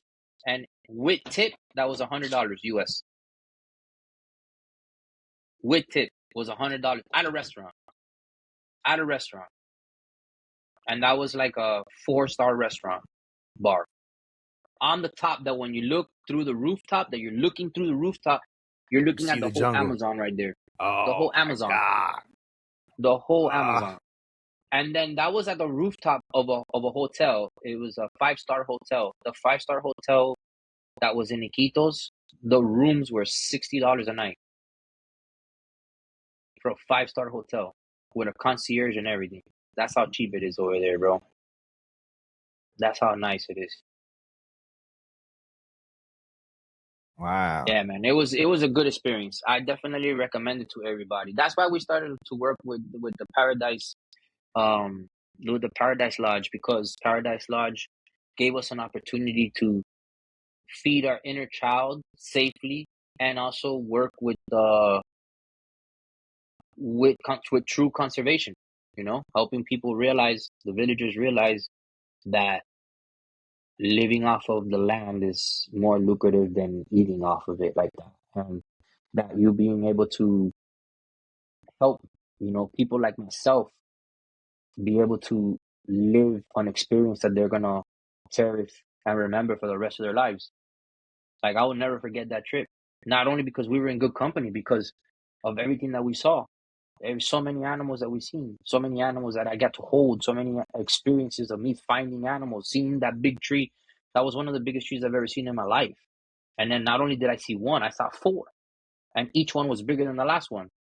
And then it's like an experience that you want to experience with people that you love, because it's such a special place and it's such a special moment that nobody could take from you. And that that if you protect it, there's going to be hopefully millions of other people that get to feel that same feeling that you felt and that experience that you went through. And that you allowing, through your exposure and your experience, allowing other people to get to experience that is, it's an awesome feeling, which is why we do what we do. That's why we do what we do. And I'm trying to do trips. I'm doing trips. I'm trying to do every 3 months if my schedule allows. So now we're gonna go back in July. We're doing that, July 18th through the 22nd. And it's gonna be three nights in the jungle. So 3 nights. We fly in, go straight to the jungle, and then spend 3 nights in the jungle, and then fly right back home in Miami.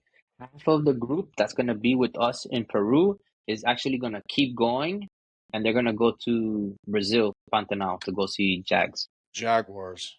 Yeah, That's crazy. And then we have other trips planned too. Like we have a couple of other little trips planned, but Peru is the forefront of it. Peru is definitely the forefront. And being able to see boas, being able to see emerald tree boas, rainbow boas, Amazon tree boas, regular um Central American boas, and then at the same time you're seeing Philomaderma, which is another type of tree frogs. Then you get to see six different types of tree frogs. You get to see dart frogs, two really nice dart frogs in the same jungle. You get to see the jungle frog, which is one of the biggest frogs I've seen in real life. And then you get to see they even have Pac-Man frogs, and you get to see boiga. You get to see so many different things in the same jungle, dude. Like the same jungle that you saw a tamarin, or you saw, you know, all these monkeys in during the day. At nighttime, you're not gonna see no monkeys. And at Whole nighttime is different forest and when whole everything different else comes jungle. out. Yeah, dude. It's like no matter what time of day, there's something. There's a goal. There's a goal. Whether you want to go see caiman, or you want to go see snakes, or you want to whatever it is that you want to do, you got a guide, two guides that know exactly where to go to get it and safely get you there, going on an adventure, and then come back for you to chill. And you have your own lodge, like you have your own room, you have your own toilet, you have your own shower, you have your own headquarters. Everything is there. You're good. You have your own bed. You have everything. No mosquitoes in the bed. There's nothing there. You're good. No bugs.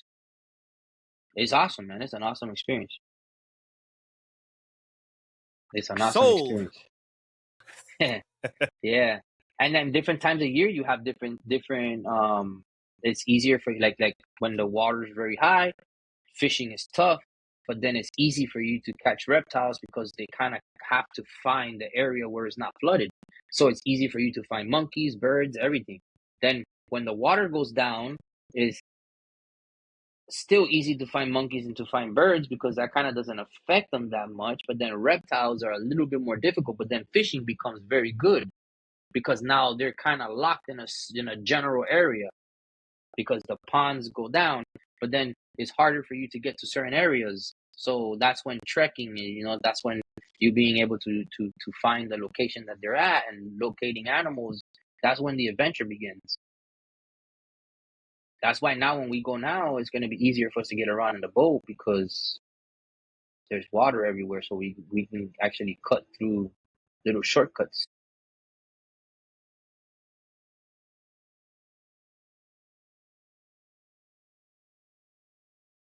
Yeah, so you could follow the Instagram. We have an Instagram as well. You could follow the Instagram. We're sharing a lot more of our experiences there too. What's the And handle and on that? What's the name of the account? it's the Paradise. Oh, it is. Okay. Paradise. Yeah, yeah. It's all under the same. We try to keep it simple so like that we don't have to Gotcha. run into There we go. any of those There issues. we Yeah. go. So Paradise Wildlife Adventures is the Instagram too. That's a green anaconda that we came across. That's what we called that. We were all part of that that's the Paradise. That's all us. Those are the Oh, two the yellow two. foots that we found that we bought at the wet market and we let them go. Right behind there, that's on the Paradise property. So right behind that, you see that big tall tree right behind him right there, right on that whole thing. That's where they have the frogs. All the frogs are right there. You don't even have to go far to find. There was four different species of frogs right there, which you're gonna see them on that page. On that page, if you follow that page, you're gonna get in real time. You're gonna start seeing all the stuff that we post on there, all the frogs that we found. And there's red-tailed boas back there, and there's rainbow boas right back in that hole. That's the beginning of the property. So you got 50 acres behind there. Wow. 50 acres of nothing but pristine jungle for you to explore in. Right behind her. Yeah, it was a cool. That's the Mata Mata in the river. That's the Mata Mata that we found. Oh, That's a Saki monkey.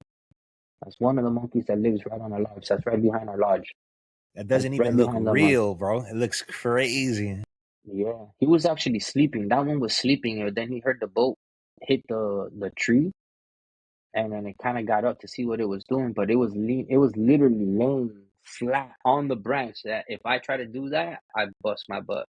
But It, he it was doing it perfect. That was the boy. The female was on the side. it looks like he's waving at you guys. Like, what's up? Yeah, it looks like he's waving. Yeah, it looks like like he was waving, but he stayed in that same position because he was laying. He was laid out completely, like he was laid out, and then he stayed in that position for like 5 minutes, just seeing what we're doing. And then when he realized that we're not doing anything, we're just there trying to take pictures at him. Then that's when he laid back down. We have pictures and videos of him just laying right back down. It's out of frame now, but all the way to the left on the lower branch was his wife. So he was by himself on the top branch, and then she was on the lower branch, just chilling there. And then we came across another one that was close. That was close to these guys. It was another family, dad, mom, and a baby. That's not a small monkey. It looks smaller, but it's not a small monkey. That guy was at least 2 foot tall, and that's Pablito. Oh, that's Pablito. That's Pablito right there. That's Pablito right Wow. there. And if you notice, that's the whole jungle in the back. He does not have a cage. He does not have nothing. He's just free roaming in there. He chooses to stay behind with his people. He just chooses it. He's funky. He was awesome though. I have pictures of me holding him, and then I held his son too. Oh, yeah. We Oh, called that's Junior. nice. Yeah, we called him Junior. Pablito and Junior. I forgot his wife's name. His wife has a name, but I forgot her name. But she didn't know. She was shy. She didn't. She was like trying to move away from us. She didn't want to be handled.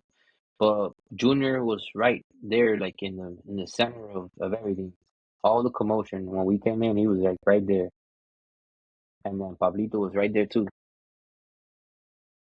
But yeah, it was an awesome experience, man. There's not too many times when you can come in and you can get like a hands-on experience with everything that's going on, dude. It's just and safely, you know. I gotta keep putting that in there because a lot of people are worried, but it's safe. Nothing out there was. We were never in harm's way. We were greeted. We were greeted with respect and love, man. Every single place we went. Every single place we went. Not once did we have any like any ill intent towards us or anything. That is nice, man. That is nice. Yeah. Yeah, it's fun times, man. It was really fun times. I can't wait to go back now in July. Can't wait. And that right there, that green anaconda was about 6 foot, 6 foot or so. Really? Oh, Yeah, shoot. yeah. It was lanky. It was long. It was thin. And I didn't pop it to see if it was a male or female. I didn't even want to. It has some scarring right there. If you notice on the midsection right there on the left side of the photo, it had a little bit of damage. It must have got caught in some like fish net or something. Mm. When we got it, it was in shed, so we kept it in one of the bags in the room so that it could shed out, so we could take a photo of it, nice and clean and crisp. And then in the morning, it shed out, so that's when we took pictures of it, and then we let it loose. Oh, We cool. let it loose right in the back in the lodge. We got it in a area where it was a little bit off of the lodge. And then in order to take the picture, we were gonna go back to where we caught it. But it was the two properties are like literally right next to each other, so it's the same thing as letting it go on. They cover so much ground that it would have been it's the same. Yeah, yeah. So we found a nice little spot for him to chill, and he or she, I don't know what it is, but we were we were we were addressing him Beautiful. as a he, and we just let him go. Man, he was out. He was chilling. He was out. He was actually not that spicy too. That was. He was a confident animal. He wasn't trying to like get us or anything like that. He just stood there like, "What's going on?" And then just stood his ground. We weren't really like messing with him either. We were just handling him normal. Everybody there had experience except for one person. One of the turtle guys that never held a snake in his life, and he held that. That was the first snake he ever held. He took a Wow. picture with it too. Yeah, he saw what we were doing, and he's like, "Ah, I think I can do it." I go, "Bro, you can do it. Let me tire him out first." So he said, but He wasn't spicy at all. He was fine. So he got a really good picture with the anaconda. It's like, that's my first That anaconda I've ever touched. He had that's never touched something an to talk anaconda before. about. Your first snake you ever touched was a wild Anaconda. green anaconda. Like, Yeah, holy exactly. cow, that's cool. Yeah,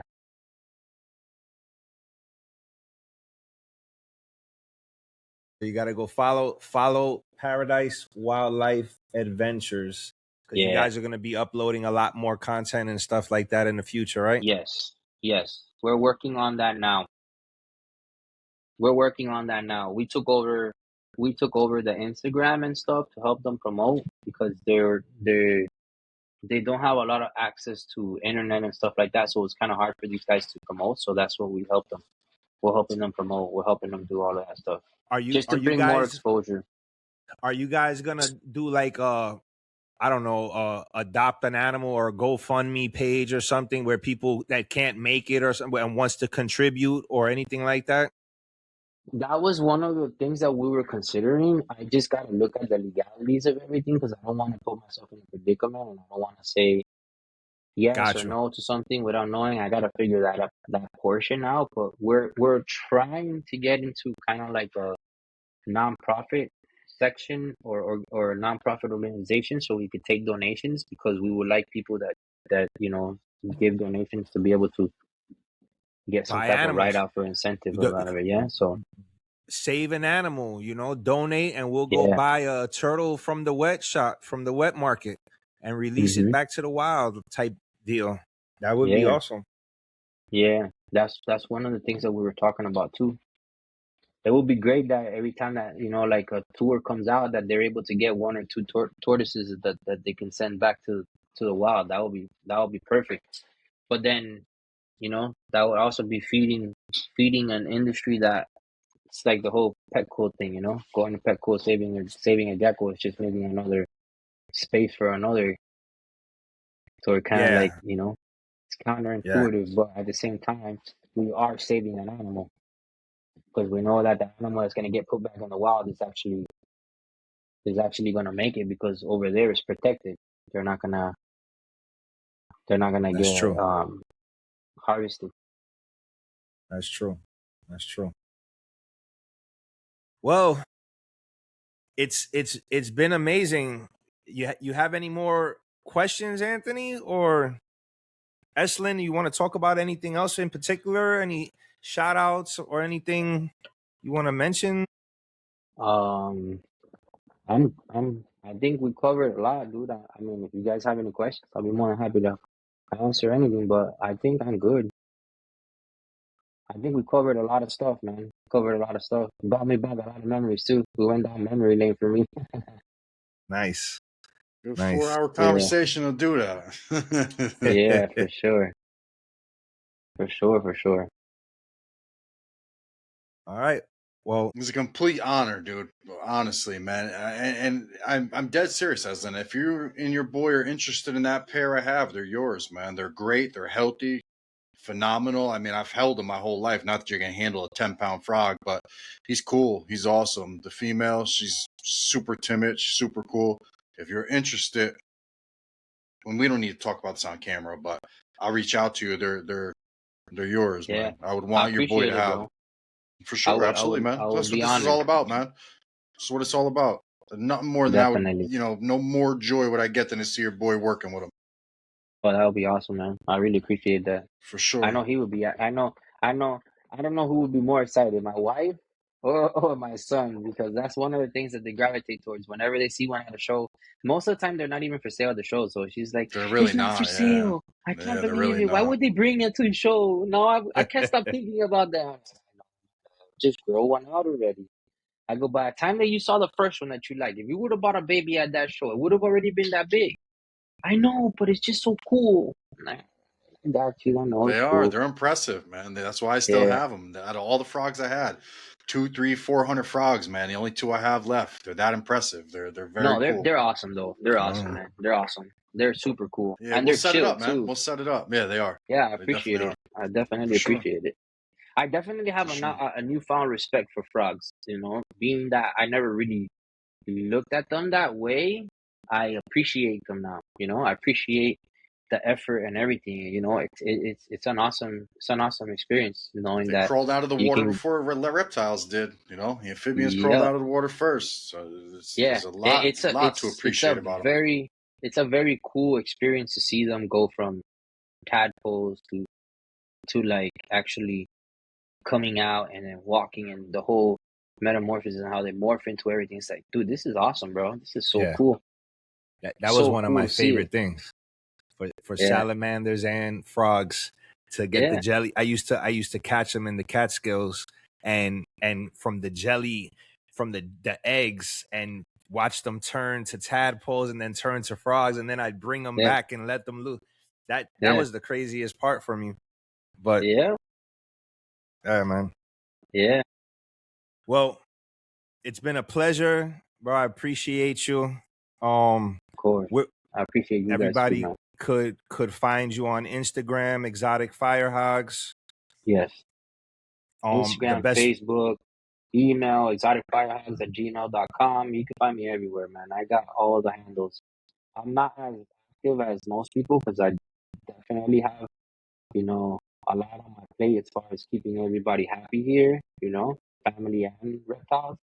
But if you need to get a hold of me and you have, you know, any direct questions or concerns or you have anything like that, you need quick response, you could text me. My all my information is on my website. All my information is on Instagram, Facebook. I'm easy to find.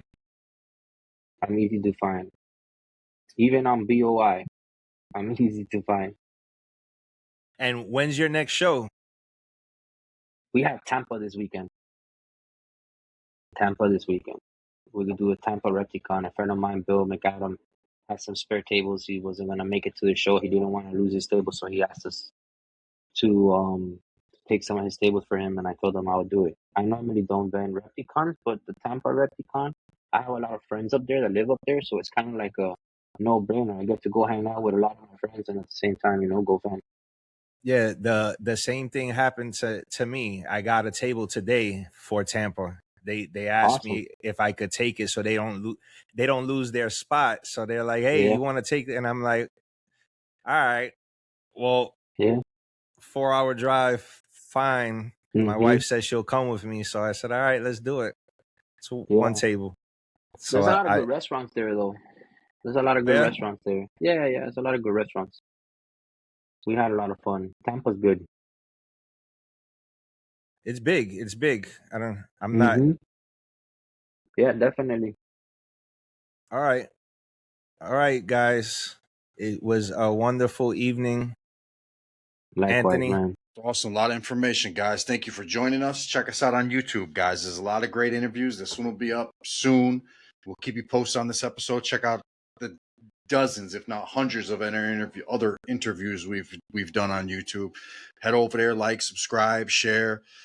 Same thing with Eslin's page, man. Check him out if you're living under a stone and don't know who he is. I don't know what to tell you. Check out his page. Show him some love.